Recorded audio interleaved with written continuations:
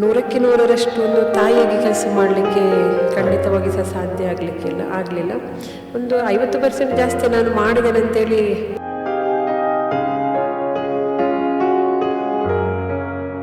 ಅನಾಥ ಮಕ್ಕಳ ತಾಯಿ ಸ್ನೇಹದೀಪ ಸಂಸ್ಥೆಯ ತಬಸ್ಸುಮ್ ಸ್ವಾರ್ಥ ತುಂಬಿದ ಜಗತ್ತಿನಲ್ಲಿ ನಿಸ್ವಾರ್ಥ ಸೇವೆಯನ್ನ ಮಾಡ್ತಿರುವಂತಹ ಒಬ್ಬ ಅದ್ಭುತವಾದಂತಹ ವಾಯ್ಸ್ ಇದು. ನಿಮ್ಗೆ ಈ ಆಶ್ರಮನೆ ಮಾಡಬೇಕು, ಇಂಥ ಮಕ್ಕಳ ಸೇವೆಯನ್ನ ಮಾಡಬೇಕು, ಎಲ್ರು ಮಾಡುವಾಗೆ ಮಾಡಬಾರ್ದು, ಏನಾದ್ರೂ ಸ್ಪೆಷಲ್ ಆಗಿ ಮಾಡಬೇಕು, ಅದು ನಿಜವಾಗ್ಲೂ ಅರ್ಥಪೂರ್ಣವಾಗಿರ್ಬೇಕು. ಎಲ್ಲ ಮಕ್ಕಳಿಗೂ ಕೂಡ ನೀವೀಗ ತಾಯಿಯ ಪ್ರೀತಿಯನ್ನು ಕೊಡ್ತಾ ಇದ್ದೀರಿ. ಎಷ್ಟು ಖುಷಿ ಇದೆ ಅಂತ ಈ ಕೆಲಸದಲ್ಲಿ. ತುಂಬಾ ಇದೆ ನನಗೆ.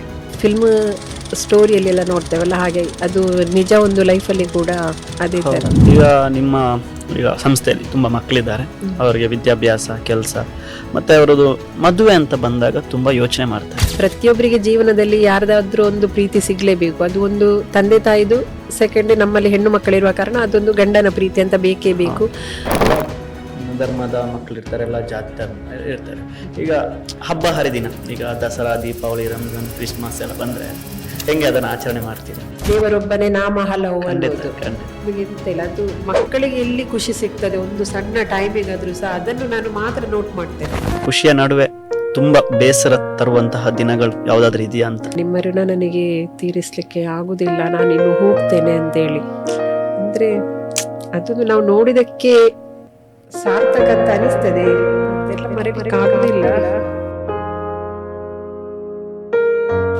ಒಂದು ಮುಸ್ಲಿಂ ಮಹಿಳೆಯಾಗಿ ಏನು ಎಲ್ಲ ಹಿಂದೂ ಧರ್ಮವನ್ನ ನೋಡದೆ ಸಮಾನತೆಯಿಂದ ನೋಡ್ತಾ ಇದ್ರೆ ಒಂದು ದೊಡ್ಡ ಕೆಲಸನೇ ಮಾಡ್ತಾ ಇದ್ದೀರಿ ನೀವು.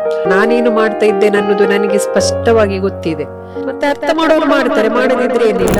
ಒಬ್ಬಂಟಿ ಅಂತ ನನಗೆ ಯಾವತ್ತೂ ಅನಿಸ್ಲಿಲ್ಲ. ನಮ್ಮ ಮಕ್ಕಳಿದ್ದಾರೆ, ಕೆಲವೊಂದು ಸಲ ಯಾರಾದ್ರೂ ಸಂಸ್ಥೆಗೆ ತೊಂದರೆ ಆದಾಗ ನಾನು ಮಕ್ಕಳ ಹತ್ರ ಹೇಳ್ತೇನೆ. ನಮ್ಮ ಮಕ್ಕಳು ನನಗೆ ಹೇಳ್ತಾರೆ, ನೀವೆಂತ ಹೆದರ್ಬೇಡಿ, ಎಂತ ಟೆನ್ಷನ್ ಮಾಡ್ಬೇಡಿ, ನಾವು ನಿಮ್ಮ ಒಟ್ಟಿಗಿದ್ದೇವೆ. ಕತ್ತಲಲ್ಲಿರುವಂತಹ ಮಕ್ಕಳಿಗೆ ಒಂದು ಬೆಳಕನ್ನು ಕೊಡುವಂತಹ ದೊಡ್ಡ ಕೆಲಸವನ್ನು ಮಾಡ್ತಾ ಬರ್ತಾ ಇದ್ದೀರಿ. ಯಾವಾಗ್ಲೂ ಪ್ರೊಫೆಷನಲ್ ಆಗಿ ಅಲ್ಲ, ಒಂದು ಹಾರ್ಟ್ಲಿಗೆ ನಾವು ಒಂದು ಮಾಡುವಾಗ ಮಾಡಬೇಕು. ಸರ್ಕಾರದ್ದು ಹೇಗೆ ಇದೆ ಅಂತ ಹೇಳಿದ್ರೆ, ಇವತ್ತು ಮಾಡಿದ್ದು ಇವತ್ತು ಸಿಗುದಿಲ್ಲ. ಅವ್ರು ಇವತ್ತು ಏನು ಹೇಳ್ತಾರೋ ಅದು ಸಿಗುವಾಗ ನಮ್ಮದು ಒಂದಷ್ಟು ಮಕ್ಕಳನ್ನು ನಾವು ಕಳ್ಕೊಂಡಿರ್ತೇವೆ. ಒಂದ್ ಕಡೆಯಿಂದ ಸ್ನೇಹದೀಪ ಅನ್ನುವಂತ ಒಂದು ಸಂಸ್ಥೆ, ಈ ಕಡೆಯಿಂದ ತಬ್ಸುಮ್ ಅವರ ಫ್ಯಾಮಿಲಿ, ನಡುವಲ್ಲಿ ತಬ್ಸುಮ್ ಅವರು. ಹೆಂಗಿದೆ ಜೀವನ ಅಂತ ಪ್ರೆಸೆಂಟ್ ಈಗ?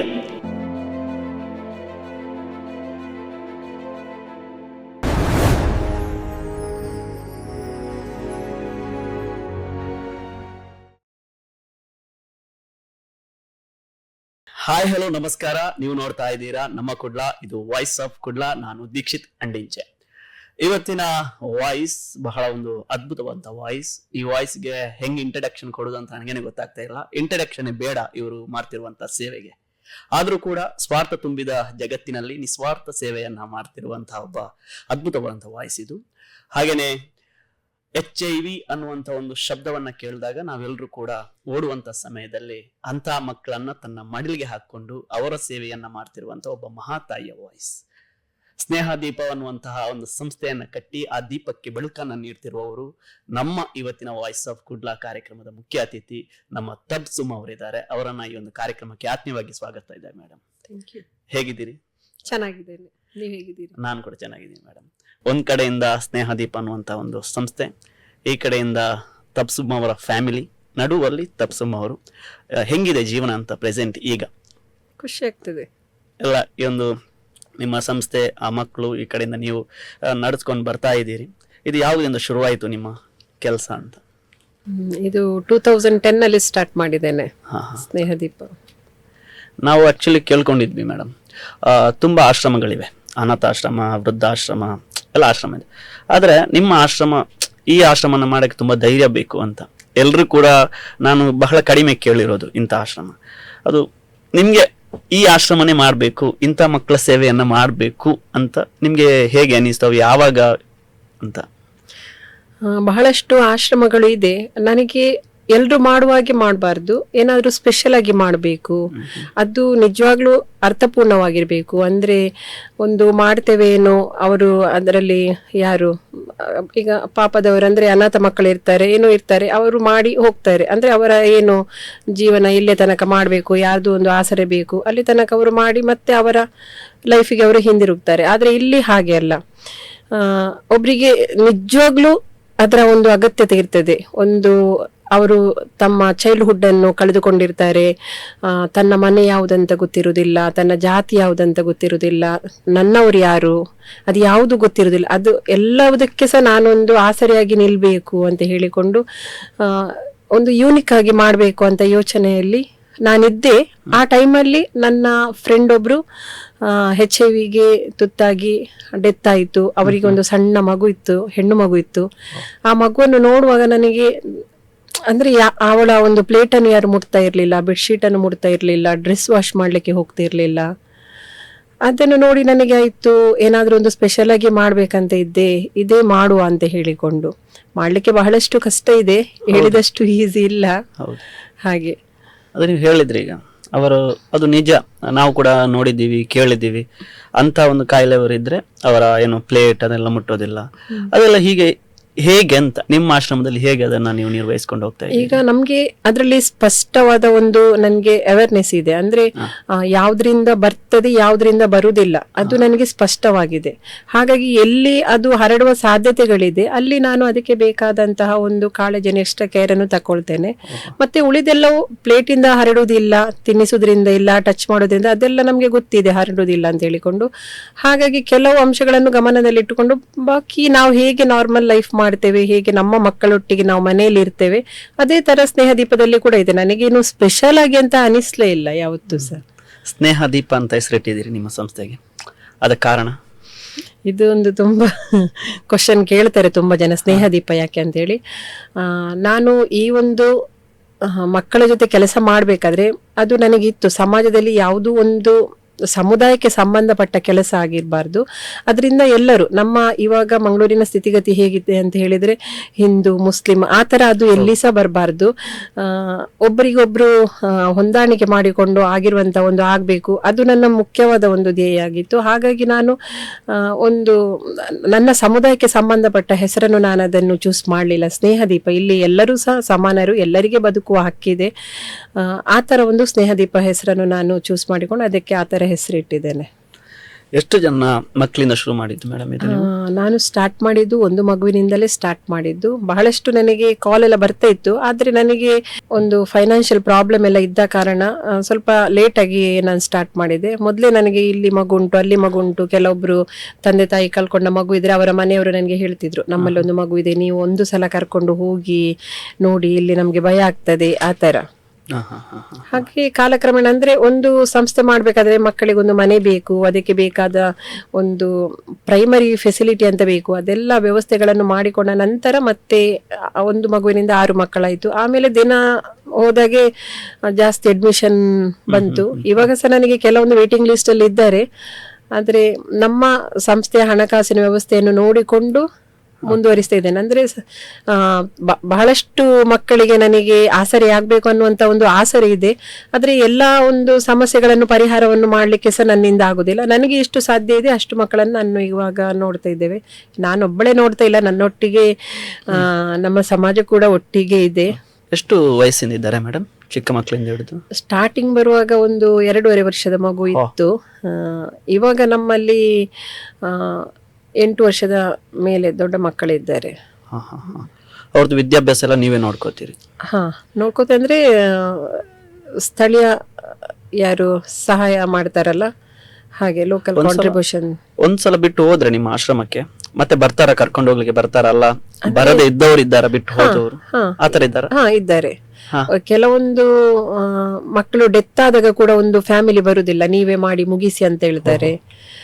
ಅದು ಟೋಟಲ್ ಒಂದು 19 ಡೆತ್ ಆಗಿದೆ ನನ್ನ ಒಂದು ಸರ್ವಿಸ್ ಟೈಮಲ್ಲಿ. ಎಲ್ಲರಿಗೆ ಸಹ ನಾನು ಇನ್ಫಾರ್ಮ್ ಮಾಡ್ತೇನೆ.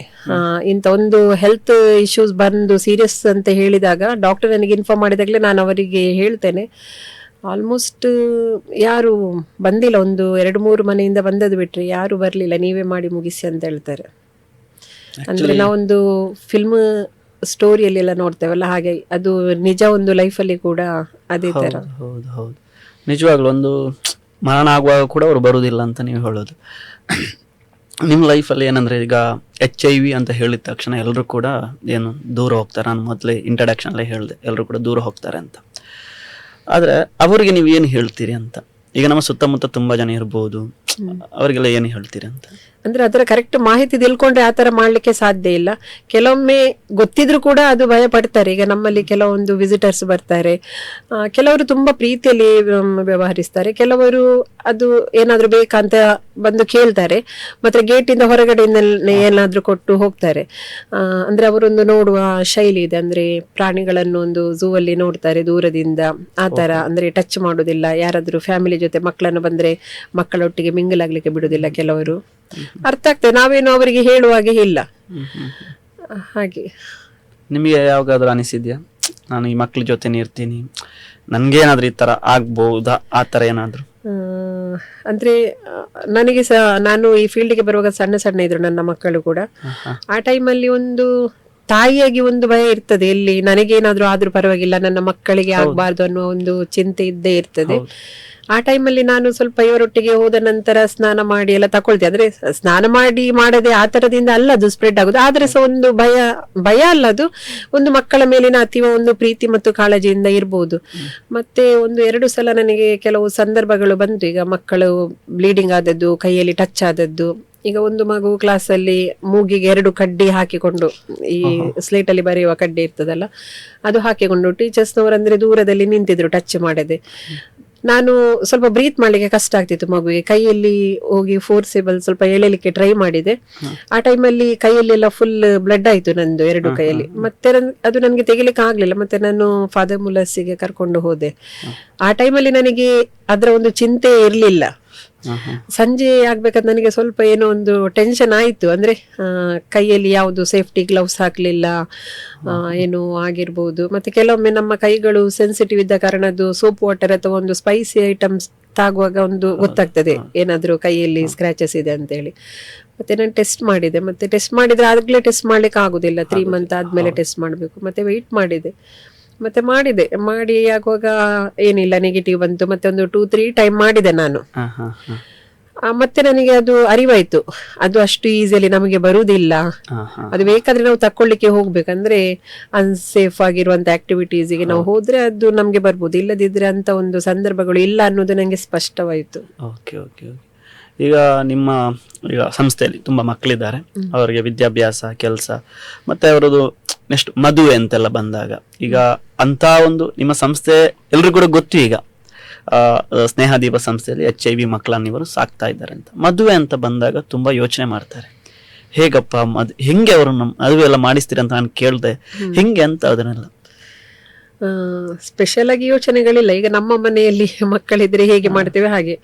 ಅಂದ್ರೆ ಈ ಮಕ್ಕಳಿಗೆ ಆಲ್ಮೋಸ್ಟ್ ಅವರು ತಂದೆ ತಾಯಿಯನ್ನು ಕಳ್ಕೊಂಡಿರ್ತಾರೆ. ಪ್ರತಿಯೊಬ್ಬರಿಗೆ ಜೀವನದಲ್ಲಿ ಯಾರ್ದಾದ್ರೂ ಒಂದು ಪ್ರೀತಿ ಸಿಗ್ಲೇಬೇಕು, ಅದು ಒಂದು ತಂದೆ ತಾಯಿದು. ಸೆಕೆಂಡ್, ನಮ್ಮಲ್ಲಿ ಹೆಣ್ಣು ಮಕ್ಕಳಿರುವ ಕಾರಣ ಅದೊಂದು ಗಂಡನ ಪ್ರೀತಿ ಅಂತ ಬೇಕೇ ಬೇಕು. ಮತ್ತೆ ನಮಗೆ ಹೇಗೆ ಲೈಫಲ್ಲಿ ಒಂದು ಆಸೆಗಳಿರ್ತದ, ಅದೇ ತರ ಅವರಿಗೂ ಕೂಡ ಆಸೆಗಳಿರ್ತದೆ. ಈಗ HIV ಬಂದಿರೋದು ಎಂತ ಬಾಡಿಗೆ ಆದ್ರೂ ಸಹ ಮನಸ್ಸಲ್ಲಿ ಹಾಗೇನೆ ನಮ್ಮಗೆನೆ ಒಂದು ಇರ್ತದೆ. ಅಂದ್ರೆ ಯಾರಾದ್ರೂ ನಂಗೆ ಕೇಳ್ತಾರೆ, ಮದುವೆ ಆಗುವ ಹೆಣ್ಣು ಮಕ್ಕಳಿದ್ದಾರಾ, ಅಥವಾ ನಾನು ಕೂಡ HIV ಪಾಸಿಟಿವ್ ಇದ್ದೇನೆ, ನನಗೆ ಒಂದು ಹುಡುಗಿ ಬೇಕು ಅಂತ ಹೇಳಿಕೊಂಡು, ಅವಾಗ ಅವರು ಹೇಗೆ ಸಂಪ್ರದಾಯಗಳು ಇರ್ತದೆ ಬಂದು ನೋಡುವಂತ ಕಾರ್ಯಕ್ರಮ. ಮತ್ತೆ ನಾವು ಕೂಡ ಹುಡುಗನ ಮನೆಗೆ ಹೋಗಿ ನೋಡುವಂತದ್ದು. ಮತ್ತೆ ಅವರಿಗೆ ಸಹ ಹುಡುಗ ಮತ್ತು ಹುಡುಗಿ ಮಾತಾಡ್ಲಿಕ್ಕೆ ಒಂದ್ ಸ್ವಲ್ಪ ಹೊತ್ತು ಬಿಡ್ತೇವೆ. ಯಾವುದು ಒತ್ತಾಯ ಪೂರ್ವಕ ಯಾವುದೂ ಇಲ್ಲ. ಅವರಿಗೆ ಏನು ಸಪೋಸ್ ಓಕೆ ಅಂತ ಇದ್ರೆ ಅದನ್ನು ಮತ್ತೆ ಕಂಟಿನ್ಯೂ ಮಾಡಿ. ತುಂಬಾ ಆಡಂಬರದುಗಳೆಲ್ಲ ಅಲ್ಲ ಮದ್ವೆ. ಏನು ಇಲ್ಲಿಯವರೆಗೆ ಹಿಂದೂ ಹೆಣ್ಣು ಮಕ್ಕಳದು ಮದುವೆ ಆಗಿರುವ ಕಾರಣ ಅವರ ಒಂದು ತಾಳಿ ಅನ್ನೋದು ಇರ್ತದೆ. ಅದು ನಮಗೆ ಏನಾದ್ರು ಒದಗಿಸಿಕೊಳ್ಳಿಕ್ಕಿದ್ರೆ ಅಂದ್ರೆ ಸ್ಥಳೀಯ ದಾನಿಗಳ ಸಹಕಾರದಿಂದ ಅದನ್ನು ಸೇರಿಸಿಕೊಂಡು ಅದನ್ನು ಮತ್ತೆ ಒಂದು ಕಿವಿದು ಹಾಗೆ ಮತ್ತೆ ಏನು ಸ್ವಲ್ಪ ಡ್ರೆಸ್ಸಸ್ ಎಲ್ಲ ಮಾಡಿಕೊಂಡು ಮದುವೆ ಮಾಡಿ ಕೊಟ್ಟಿದ್ದೇವೆ. ಎಲ್ಲರೂ ಖುಷಿಯಲ್ಲಿ ಇದ್ದಾರೆ ಇಲ್ಲಿ ತನಕ ಮದುವೆ ಮಾಡಿದವರು. ಇವಾಗ 1-2 ಮಕ್ಕಳಿಗೆ ಫಿಕ್ಸ್ ಆಗಿದೆ, ಒಂದು ಸೆಪ್ಟೆಂಬರ್ ತಿಂಗಳಲ್ಲಿ ಇದೆ. ನಿಮ್ಮೆಲ್ಲರ ಆಶೀರ್ವಾದ ಬೇಕು, ಎಲ್ಲರ ಸಹಕಾರ ಕೂಡ ಬೇಕು. ನಮ್ಮನ್ನ ಕರೆಯಿರಿ, ನಾವು ಬರ್ತೀವಿ ಖಂಡಿತ. ಹೌದು. ಮತ್ತೆ ಮೇಡಮ್, ಈಗ HIV ಅಂತ ಹೇಳಿದಾಗ ನೀವು ಹೇಳಿದ್ರಿ ಮದುವೆ ಎಲ್ಲ ಮಾಡಿಸ್ತೀರಿ ಅಂತೆಲ್ಲ ಹೇಳಿದ್ರಿ. ಕೆಲವೊಬ್ರೆಲ್ಲ ಹೇಳ್ತಾರೆ ಅದೆಲ್ಲ ಕಾಯಿಲೆಲ್ಲ ಬಂದಾಗ ಅವ್ರು ಮಾಡಿದ ಕರ್ಮ ಅದು ಅವರಿಗೆ ಬರೋದು, ಅದು ಏನ್ ಮಾಡಕ್ ಆಗಲ್ಲ ಅಂತ. ಅವರಿಗೆ ನೀವೇನು ಹೇಳ್ತೀರಿ ಅಂತ? ಕರ್ಮಗಳು ಅಂತ ಇರ್ಬೋದು, ನಾವು ಮಾಡಿದ ಕರ್ಮಗಳು ನಮ್ಗೆ ಸಿಗ್ತದೆ ಅಂತ ಹೇಳಿ ನಾವು ಅದೆಷ್ಟು ಬುಕ್ಗಳಲ್ಲಿ ಓದಿದ್ದೇವೆ, ಕೆಲವರು ಅನುಭವಿಸಿ ಕೂಡ ಗೊತ್ತಿರ್ಬೋದು. ಆದ್ರೆ ಇಲ್ಲಿ ಮಕ್ಕಳಾಗಿರುವ ಕಾರಣ ನಾವು ಕರ್ಮ ಅಂತ ಹೇಳುದು ಅಷ್ಟು ಸರಿಯಲ್ಲ. ಯಾಕೆಂತ ಹೇಳಿದ್ರೆ ಅದು ಮುಗ್ಧ ಮಕ್ಕಳು, ಅವರಿಗೆ ಏನೂ ಗೊತ್ತಿಲ್ಲ, ಯಾವುದು ಸಹ ಗೊತ್ತಿಲ್ಲ. ಅವರಿಗೆ ಕರ್ಮ ಅಂತ ಹೇಳಿದ್ರೆ ದೊಡ್ಡ ತಪ್ಪಾಗ್ತದೆ ಅಂತ ಅನಿಸ್ತೇನೆ. ಅಂದ್ರೆ ಹೊಟ್ಟೆಯಲ್ಲಿರುವಾಗಲೇ ಸ್ಪ್ರೆಡ್ ಆಗಿದ್ರೆ ಈ ಮಗು ಏನ್ ಮಾಡಿದೆ, ಯಾರ ತಪ್ಪು ಕೂಡ ಇಲ್ಲ ಅಲ್ವಾ. ಅದು ಅಷ್ಟು ಸರಿಯಲ್ಲ ಹೇಳುದು ಕರ್ಮಗಳು ಅಂತ ಹೇಳಿ. ಈಗ ನಿಮ್ಮ ಆಶ್ರಮದಲ್ಲಿ ಎಲ್ಲ ಧರ್ಮದವರು ಇರ್ತಾರೆ, ನೀವೀಗ ಮುಸ್ಲಿಂ ಆದ್ರೆ ಹಿಂದೂ ಕುಲ ಇದ್ದಾರೆ, ಅವ್ರಿಗೆ ಏನಾದ್ರು ದೇವಸ್ಥಾನ ಆ ಕಡೆ ಈ ಕಡೆ ಹೋಗ್ಬೇಕು, ಅದಕ್ಕೆಲ್ಲ ಪರ್ಮಿಷನ್ ಎಲ್ಲ ಇದೆಯಾ? ಹೋಗ್ಬೋದು. ಯಾರ ಮನಸ್ಸಿನ ಭಾವನೆಗಳನ್ನು ಯಾರ ಒತ್ತಾಯದಿಂದ ಕಟ್ಟಿ ಹಾಕ್ಲಿಕ್ಕೆ ಸಾಧ್ಯ ಇಲ್ಲ. ಈಗ ನೀವು ಹೋಗ್ಬಾರ್ದು ಅಂತ ಹೇಳಿದ್ರೆ ಅದು ಮನಸ್ಸಿನಲ್ಲಿ ಇರ್ತದೆ, ದೇವರಿಗೆ ಅದು ಸಮೀಪದಲ್ಲಿ ಇರ್ತದೆ ನಮ್ಮ ಭಕ್ತಿಗಳು. ನಾನು ಯಾವತ್ತೂ ಆತರ ಮಾಡ್ಲಿಲ್ಲ. ನಮ್ಮ ಮಕ್ಕಳು ಈಗ ಅಲ್ಲಿ ಹತ್ತಿರದಲ್ಲಿ ಟೆಂಪಲ್ ಇದೆ, ಮತ್ತೆ ನಾವು ಕೂಡ ಒಂದು ವರ್ಷದಲ್ಲಿ ಒಂದು ಸಲ ಪ್ರೋಗ್ರಾಮ್ ಮಾಡೋದಾದ್ರೆ ಮಾಡ್ತೇವೆ. ಈಗ ಧರ್ಮಸ್ಥಳ ಆಯ್ತು, ಕೊಲ್ಲೂರು ಆಯ್ತು, ಮುರುಡೇಶ್ವರ ಮೊನ್ನೆ ಪ್ಲಾನ್ ಮಾಡಿದೆ, ಮತ್ತೆ ಮೈಸೂರು ಅಂತ ಪ್ಲಾನ್ ಆಯ್ತು. ಹಾಗೆ ನಮಗೆ ತೊಂದರೆ ಇಲ್ಲ. ಅದು ನಮ್ಗೆ ಗೊತ್ತಿದೆ, ದೇವರೊಬ್ಬನೇ ನಾಮ ಹಲವು ಅನ್ನೋದು. ಆತರ ಏನಿಲ್ಲ. ಅಂದ್ರೆ ಕೆಲವರು ಅವರ ಹುಟ್ಟು ಹಬ್ಬ ಬಂದಾಗ ಅವರು ಹೇಳ್ತಾರೆ ನಾವು ಟೆಂಪಲ್ಗೆ ಹೋಗಿ ಬರ್ತೇವಂತ. ಅವರ ಒಂದು ರಕ್ಷಣೆಯನ್ನು ಮಾತ್ರ ನಾನು ಮಾಡ್ಲಿಕ್ಕೆ ನಾನು ರೆಡಿ ಇರ್ತೇನೆ ಆ ಟೈಮಲ್ಲಿ. ಅಂದ್ರೆ ಸೇಫ್ ಆಗಿ ಹೋಗ್ಬೇಕು, ಅಥವಾ ಒಂದು ಸ್ಟಾಫ್ ಅನ್ನು ಕಳಿಸಿ ಕೊಡ್ತೇನೆ. ಇಲ್ಲದಿದ್ರೆ ಒಂದು ಮಕ್ಕಳ ಟೀಮ್ ಇರ್ತದೆ, ದೊಡ್ಡ ಮಕ್ಕಳು ಒಂದು ಇನ್ಚಾರ್ಜ್ ತಕೊಂಡು ಹಾಗೆ ಕಳಿಸಿ ಕೊಡ್ತೇನೆ. ಮತ್ತೆ ಯಾವುದೇ ಕಾರಣಕ್ಕೂ ಬೇಡ ಅಂತ ಇಲ್ಲಿವರೆಗೆ ಹೇಳಲಿಲ್ಲ. ಎಲ್ಲ ಮಕ್ಕಳಿಗೂ ಕೂಡ ನೀವೀಗ ತಾಯಿಯ ಪ್ರೀತಿಯನ್ನು ಕೊಡ್ತಾ ಇದ್ದೀರಿ. ಎಷ್ಟು ಖುಷಿ ಇದೆ ಅಂತ ಈ ಕೆಲಸದಲ್ಲಿ? ತುಂಬಾ ಇದೆ ನನಗೆ ಖುಷಿ. ಅದನ್ನು ಮಾತಲ್ಲಿ ನನಗೆ ಹೇಳಲಿಕ್ಕೆ ಸಾಧ್ಯ ಇಲ್ಲ. ಅವರು ಕೂಡ ನನ್ನನ್ನು ತುಂಬಾ ಪ್ರೀತಿ ಮಾಡಿದ್ದಾರೆ. ನಾನು ಮಾತ್ರ ಅವರನ್ನು ಪ್ರೀತಿ ಮಾಡೋದಲ್ಲ, ಅವರು ಕೂಡ ನನ್ನನ್ನು ತುಂಬಾ ಪ್ರೀತಿ ಮಾಡಿದ್ದಾರೆ. ಈಗ ನಾನು ಹುಷಾರಿಲ್ಲದಿದ್ರೆ ಅವರು ಕೂಡ ನನ್ನ ಕೇರ್ ತಕೊಳ್ತಾರೆ. ಮತ್ತೆ ನಾನ್ಸ ಅವರ ವಿಷಯದಲ್ಲಿ ನಾನ್ಸ ಅಷ್ಟೇ ಇದ್ದೇನೆ, ಮಕ್ಕಳಲ್ಲ ಅಂತ ಹೇಳಿಕೊಂಡು ಒಂದು ಬಿಟ್ಟು ಬಿಡುದಿಲ್ಲ. ಅವರದ್ದು ಏನಾದ್ರೂ ಫಸ್ಟ್ ಮಾಡಿ ನಾನು ಮತ್ತೆ ಮುಂದಿನ ಕಾರ್ಯಕ್ರಮಗಳನ್ನು ಮಾಡುದು. ಇಲ್ಲದಿದ್ರೆ ನಾನು ಆ ಟೈಮಲ್ಲಿ ಅಲ್ಲಿ ಉಪಸ್ಥಿತಿ ಇಲ್ಲದಿದ್ರೆ ನಮ್ಮ ಸ್ಟಾಫಿಗೆ ಅಥವಾ ಏನಾದ್ರೂ ಒಂದು ವ್ಯವಸ್ಥೆ ಮಾಡ್ತೇನೆ. ಇಲ್ಲದಿದ್ರೆ ನನ್ನ ಮನೆಯಿಂದಾದ್ರೂ ಸಹ ಹೋಗ್ತಾರೆ. ಯಾವ್ದಾದ್ರು ಅಂತ ಒಂದು ಪ್ರಾಬ್ಲಮ್ಸ್ ಇದ್ರೆ, ಹೆಲ್ತ್ ಇಶ್ಯೂಸ್ ಇದ್ರೆ, ಹಾಸ್ಪಿಟಲ್ ಇದ್ರೆ ಬಂದೇ ಬರ್ತಾರೆ. ಮತ್ತೆ ಕೆಲವೊಂದು ಅಂದ್ರೆ ದಾನಿಗಳು ಕೂಡ ತುಂಬಾ ಒಳ್ಳೆಯವರಿದ್ದಾರೆ. ಅವರಲ್ಲಿ ಹೆಲ್ಪ್ ಕೇಳಿದ್ರೆ ಕೂಡ ಅವರು ಸಹ ಮುಂದೆ ಬಂದಿದ್ದಾರೆ ನನಗೆ. ಖುಷಿಯ ನಡುವೆ ತುಂಬಾ ಬೇಸರ ತರುವಂತಹ ದಿನಗಳು ಯಾವ್ದಾದ್ರು ಇದೆಯಾ ಅಂತ? ಇರ್ತದೆ. ಖುಷಿ ಅಂದ್ರೆ ನನ್ನ ಯಾವುದು ಮನಸ್ಸಿನ ಚಿಂತೆಗಳಿದ್ರೆ ಆ ಮಗು ಒಂದು ಏನಾದ್ರು ಜಗಳ ಮಾಡೋದು ಅಥವಾ ಏನಾದ್ರು ಕಂಪ್ಲೇಂಟ್ಸ್ ಇರ್ತದೆ, ಮತ್ತೆ ಹತ್ತಿರ ಬರುವಾಗ ಅದೆಲ್ಲ ನಾನು ಮರೆತು ಹೋಗ್ತೇನೆ.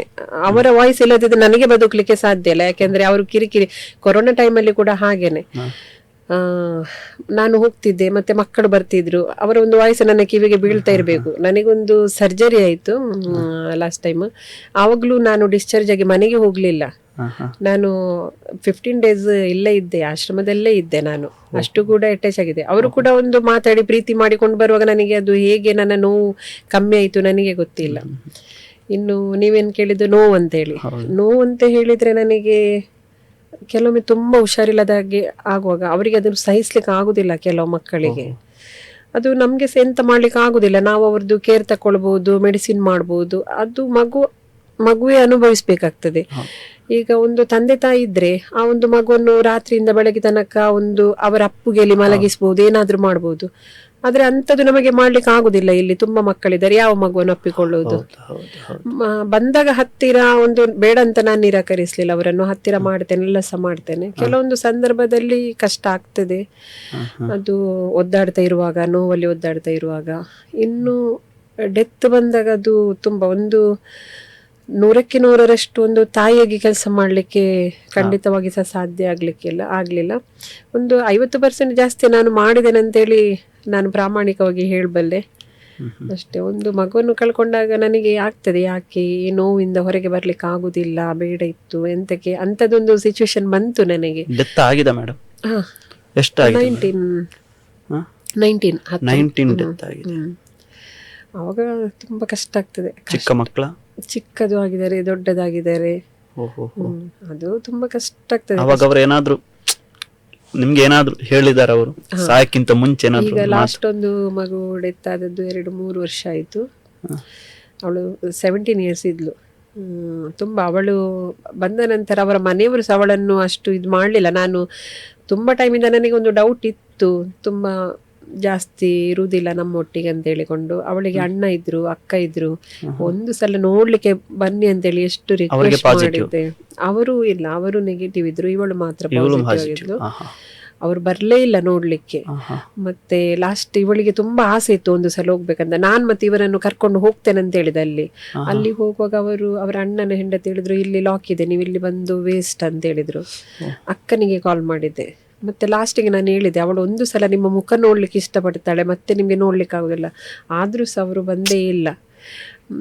ಲಾಸ್ಟ್ ಮತ್ತೆ ಐಸಿಯುಗೆ ಹೋದ ನಂತರ ನಾನು ಎಮರ್ಜೆನ್ಸಿ ಒಂದು ಬ್ಯಾಂಗ್ಳೂರಿಗೆ ಹೋಗಿದ್ದೆ. ಅವಾಗ ಫೋನ್ ಮಾಡಿ ಕರೆದು, ನೀವು ಬರಲೇಬೇಕು, ನಿಮ್ಮ ಕೈಯಲ್ಲೇ ನನಗೆ ತಿನ್ನಿಸ್ಬೇಕಂತ. ನಾನು ಮತ್ತೆ ಬೆಳಗ್ಗೆ ಬಂದು ನನಗೆ ಫುಡ್ ಎಲ್ಲ ಮಾಡ್ಲಿಕ್ಕಾಗಲಿಲ್ಲ, ಜ್ಯೂಸ್ ಮಾಡಿಕೊಂಡು ಬಂದೆ. ಜ್ಯೂಸ್ ನೀವೇ ಕುಡಿಸ್ಬೇಕು ಹೇಳಿದ್ದು.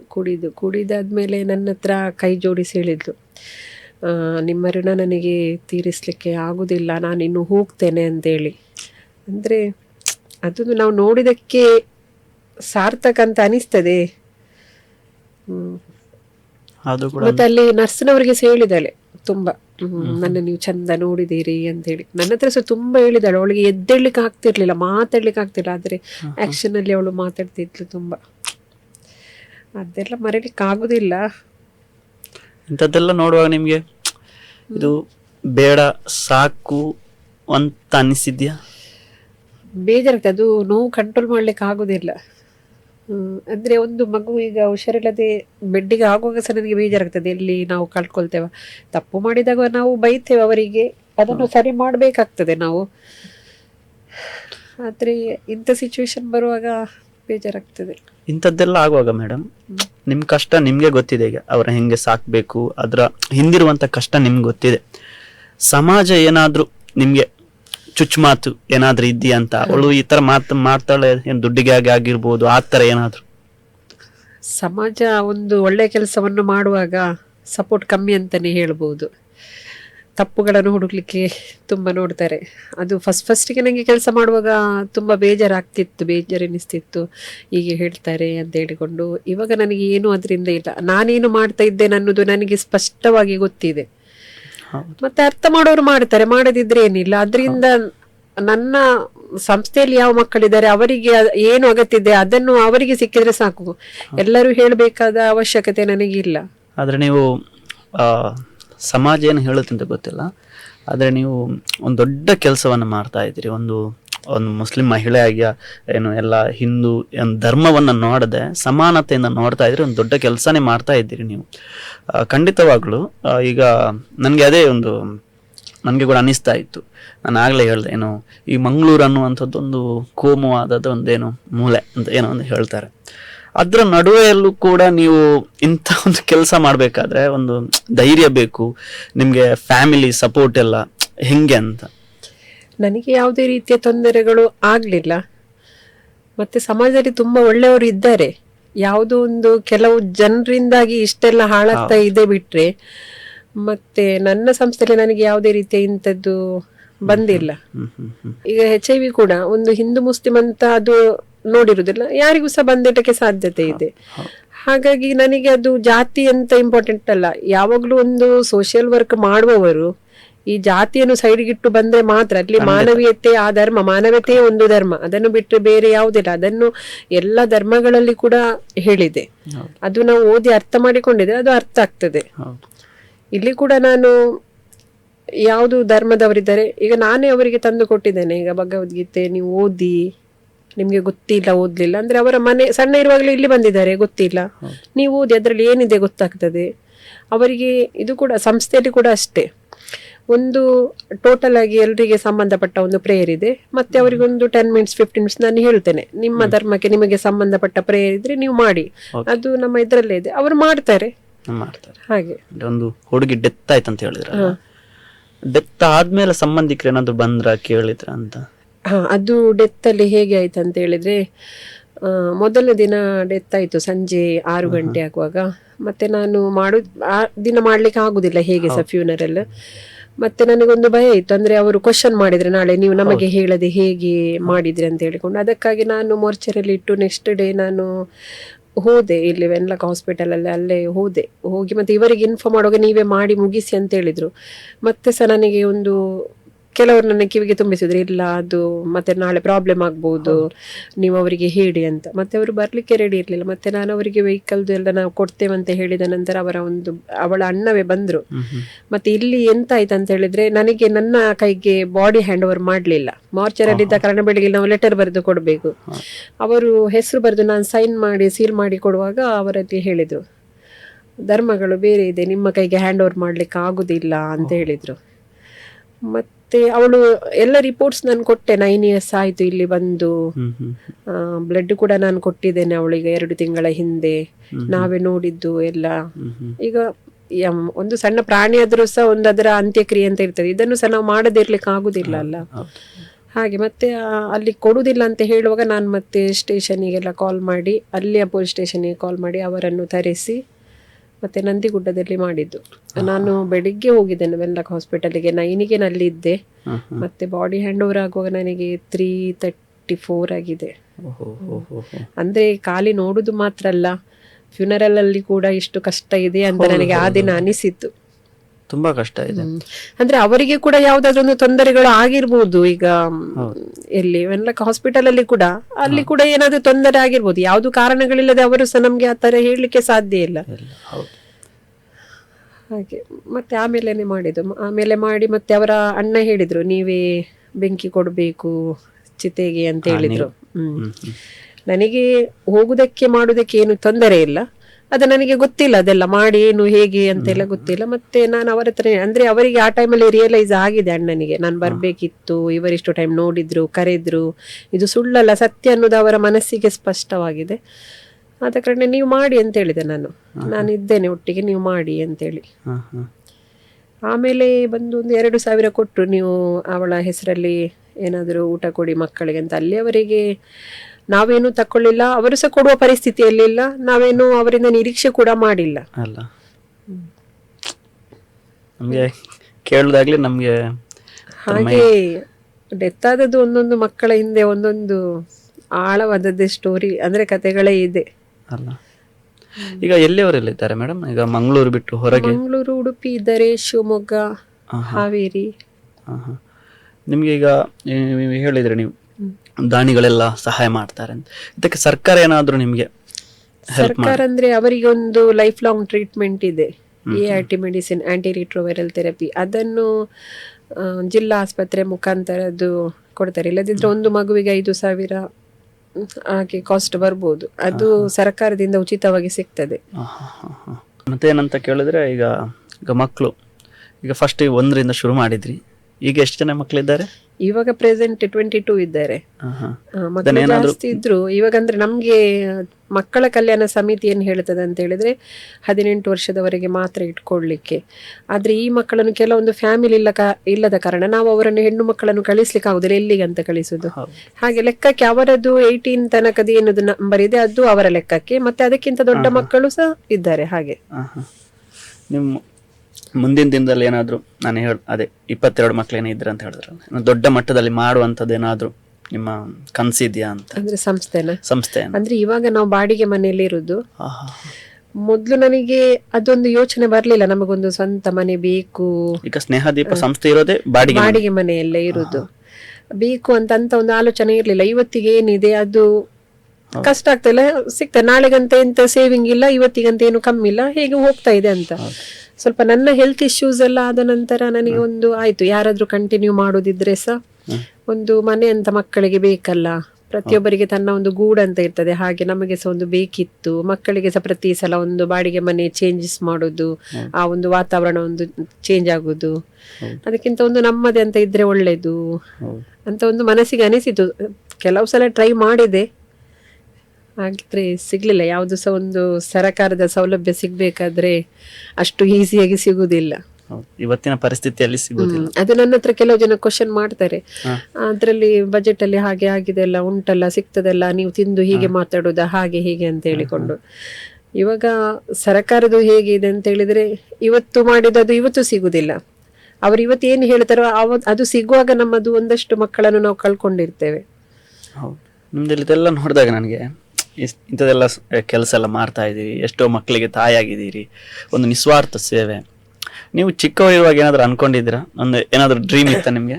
ನಮ್ಮ ಮಕ್ಕಳೆಲ್ಲ ಕೇಳುವಾಗ ಶಾಲೆ ಎಲ್ಲ ಕೇಳ್ತಾರೆ ಏನಾಗ್ತೀಯ ದೊಡ್ಡವರಾದ್ಮೇಲೆ ಅಂತ. ಅದು ಇತ್ತಂತ ಹೇಳಿದ್ರೆ ನಾನು ಸಹ ಕಲಿಯೋದ್ರಲ್ಲಿ ಫಸ್ಟೇ ಇದ್ದೆ, ನನ್ನ ಮಾರ್ಕ್ಸ್ ಎಲ್ಲ ಡಿಸ್ಟಿಂಕ್ಷನ್ ಇತ್ತು. ಆದ್ರೆ ನನಗೆ ತುಂಬಾ ಎಜುಕೇಶನ್ ಕಂಟಿನ್ಯೂ ಮಾಡ್ಲಿಕ್ಕೆ ನನಗೆ ಆಗ್ಲಿಲ್ಲ.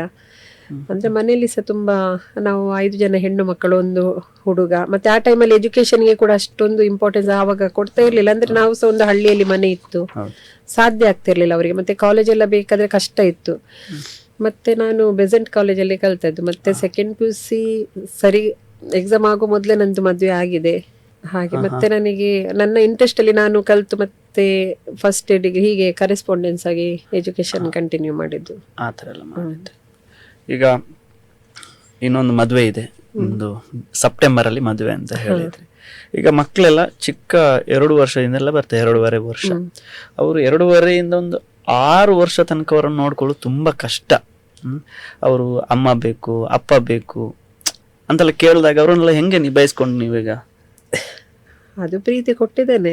ಸಣ್ಣ ಮಕ್ಕಳು ಬಂದಾಗ ಒಂದು ಮಗು ಇತ್ತು, ಅದು ತುಂಬಾ ಹೆಲ್ತ್ ಇಶ್ಯೂಸ್ ಇತ್ತು. ಆ ಮಗುವಿಗೆ ಸಪೂರ್ ಆಗಿತ್ತು. ಮತ್ತೆ KG ಕೂಡ 4.5 kg ಇತ್ತು ಒಂದು ಮಗು. ಇವಾಗ ಡೆತ್ ಆಗಿದೆ ಅದು ಮಗು.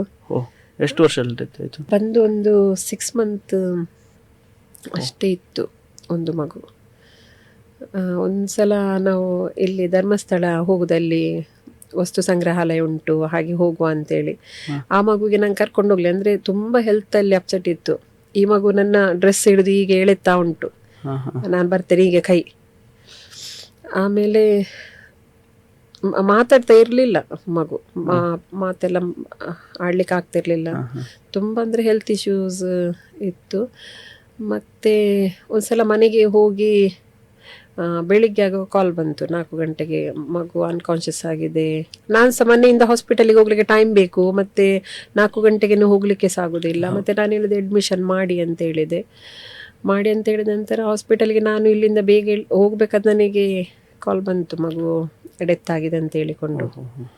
ಆ ಟೈಮಲ್ಲಿ ನನ್ನ ಮಗು ಕೂಡ ಅಷ್ಟೇ ಏಜದ್ದು ಮಗು, ನನ್ನದು ಮಗಳು ಕೂಡ. ಅದು ಹೇಗಿತ್ತು ಅಂತ ಹೇಳಿದ್ರೆ, ನನಗೆ ಅದು ಮಗು ಹೋದಾಗ ನನ್ನ ಮಗು ಇತ್ತು ಅದೇ ನೆನಪಾಗ ಇವತ್ತಿಗೆ ಸಹ ನಾನು ಅದು ಮರ್ತೋಗ್ಲಿಲ್ಲ ನನಗೆ ಅದು ನೆನಪುಗಳು. ಎಷ್ಟು ವರ್ಷ ಆಯ್ತು ಮೇಡಮ್ ಇದು? ಆಯ್ತು ಅದು 15 years ಆಯ್ತು. 15 years ಆಯ್ತು. 16 years ಆಯ್ತು. ಅಂತ ಮಕ್ಕಳನ್ನು ನೋಡ್ಕೊಳ್ಳೋದೊಂದು. ಅದು ನನಗೆ ಆ ಟೈಮಲ್ಲಿ ನನ್ನ ಹತ್ರ ಹಣ ಕೂಡ ಇರ್ಲಿಲ್ಲ.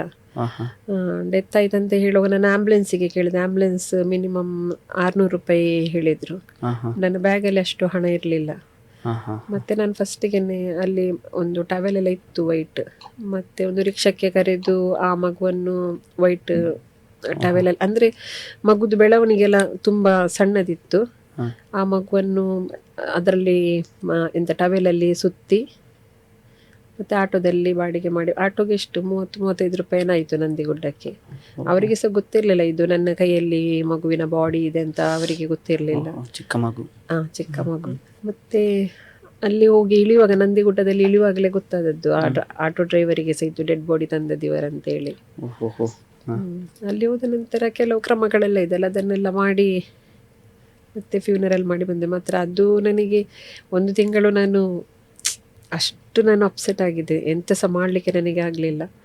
ಇವಾಗ ಸಹ ನನಗೆ ಅದು ನೆನಪುಂಟು. ಅವರು ತಂದು ಬಿಟ್ಟು ಹೋದ ನಂತರ ಒಂದು ಕಾಲಿಗೆ ಅವರು ಸಿಗ್ಲಿಲ್ಲ ನನಗೆ. ಅವರ ತಂದೆ ತಾಯಿ ಇರ್ಲಿಲ್ಲ ಮಗುವಿಗೆ, ಅಜ್ಜ ಯಾರು ಕರ್ಕೊಂಡು ಬಂದದ್ದು. ಮತ್ತೆ ಅವರು ಬೇರೆ ಎಲ್ಲೋ ಗುಲ್ಬರ್ಗನ ಎಲ್ಲಿನ, ಅವರೊಂದು ನಂಬರ್ ಸಹ ನಾಟ್ ರೀಚಬಲ್ ಇತ್ತು. ನನಗೆ ಯಾವ್ದು ಅವರಿಗೆ ಇನ್ಫಾರ್ಮ್ ಮಾಡ್ಲಿಕ್ಕೆ ಆಗ್ಲಿಲ್ಲ. ಆವತ್ತಿನಿಂದ ಇಲ್ಲಿಯವರೆಗೆ ಅವರದೊಂದು ಕಾಲ್ ಸಹ ಇಲ್ಲ ನನಗೆ, ಮಗು ಉಂಟಾ ಇಲ್ವಾ ಅಂತ ಹೇಳಿಕೊಂಡು. ಅಲ್ಲ ಅಂತವರು ಕೂಡ ಬಂದು ಬಿಟ್ಟು ಹೋಗಿ ಮತ್ತೆ ಅವರ್ತೇನು ಆ ಥರ ಅಲ್ಲ ಮೇಡಮ್. ಈಗ HIV ಒಂದು ಬರೋದು, ಒಂದು ಏನಾದ್ರು ಬೇರೆ ಆಕ್ಟಿವಿಟೀಸ್ ಏನಾದ್ರು ಆ ಥರ ಏನಾದ್ರು ಬರುತ್ತೆ, ಬೇರೆ ಸುರಕ್ಷಿತ ವಿಧಾನ, ಇಲ್ಲಂದ್ರೆ ಬ್ಲಡ್ ಟು ಬ್ಲಡ್. ಮತ್ತೆ ಆಲ್ಮೋಸ್ಟ್ ಇದೆಲ್ಲ ಹೊಸ್ತೆ ಹಾಕ್ತಾರಲ್ಲ, ಸೂಜಿ ಸಿರಿಂಜ್ ಅದೆಲ್ಲ ಹೊಸ್ತಾಗಿ ಯೂಸ್ ಮಾಡ್ತಾರೆ, ಸ್ಟೆರಿಲೈಸ್ಡ್ ಎಲ್ಲ. ಹೌದು. ಅದಕ್ಕೆ ಈಗ ಇವತ್ತು ವೀಕ್ಷಕರು ನೋಡ್ತಾ ಇರ್ತಾರೆ, ಆ ವೀಕ್ಷಕರಿಗೆ ನೀವೇನಾದ್ರೂ ಹೇಳೋದಾದ್ರೆ ಅದರ ಬಗ್ಗೆ ಅಂತ, ಅವೇರ್ನೆಸ್ ನಾವು ಆ ಥರ ಮಾಡಬಾರ್ದು ಈ ಥರ ಏನಾದ್ರು. ಯಾವುದನ್ನು ಸಹ ಯಾರಿಗೂ ಮಾಡಬಾರ್ದಂತ ಹೇಳೋ ಪರಿಸ್ಥಿತಿಯಲ್ಲಿ ಇವತ್ತು ಇಲ್ಲ. ಯಾವುದರಿಂದ ಬರ್ತದೆ ಯಾವುದರಿಂದ ಬರುವುದಿಲ್ಲ ಅಂದ್ರೆ ನಮ್ಮ ರಕ್ಷಣೆ ನಮ್ಮ ಕೈಯಲ್ಲಿದೆ ಇವತ್ತು. ನಮ್ಮನ್ನು ನಂಬಿಕೊಂಡವರಿದ್ದಾರೆ, ನಮ್ಮ ಹೆಂಡತಿ ಮಕ್ಕಳಿರ್ಬೋದು, ಫ್ಯಾಮಿಲಿ, ಎಷ್ಟು ಮನೆಗಳಲ್ಲಿ ಒಂದು ಆಧಾರ ಸ್ತಂಭ ಆಗಿರ್ತದೆ. ಅವರೇ ಅಂಥದಕ್ಕೆ ಗುರಿಯಾದ್ರೆ ಸ್ವಲ್ಪ ಕಷ್ಟ ಆಗ್ತದೆ. ಅದು ಆದ ಕಾರಣ ನಮ್ಮ ರಕ್ಷಣೆ ನಮ್ಮ ಕೈಯಲ್ಲಿದೆ ಅಂತ ಹೇಳಿಕೊಂಡು ಇವತ್ತು ಯೋಚನೆ ಮಾಡಬೇಕಾಗ್ತದೆ. ಆದರೆ HIV ಅಂತ ಹೇಳಿದ್ರೆ ಸಹ ನಾವು ಜೀವನ ಮುಂದುವರಿಸಲಿಕ್ಕೆ ಸಾಧ್ಯ ಉಂಟು.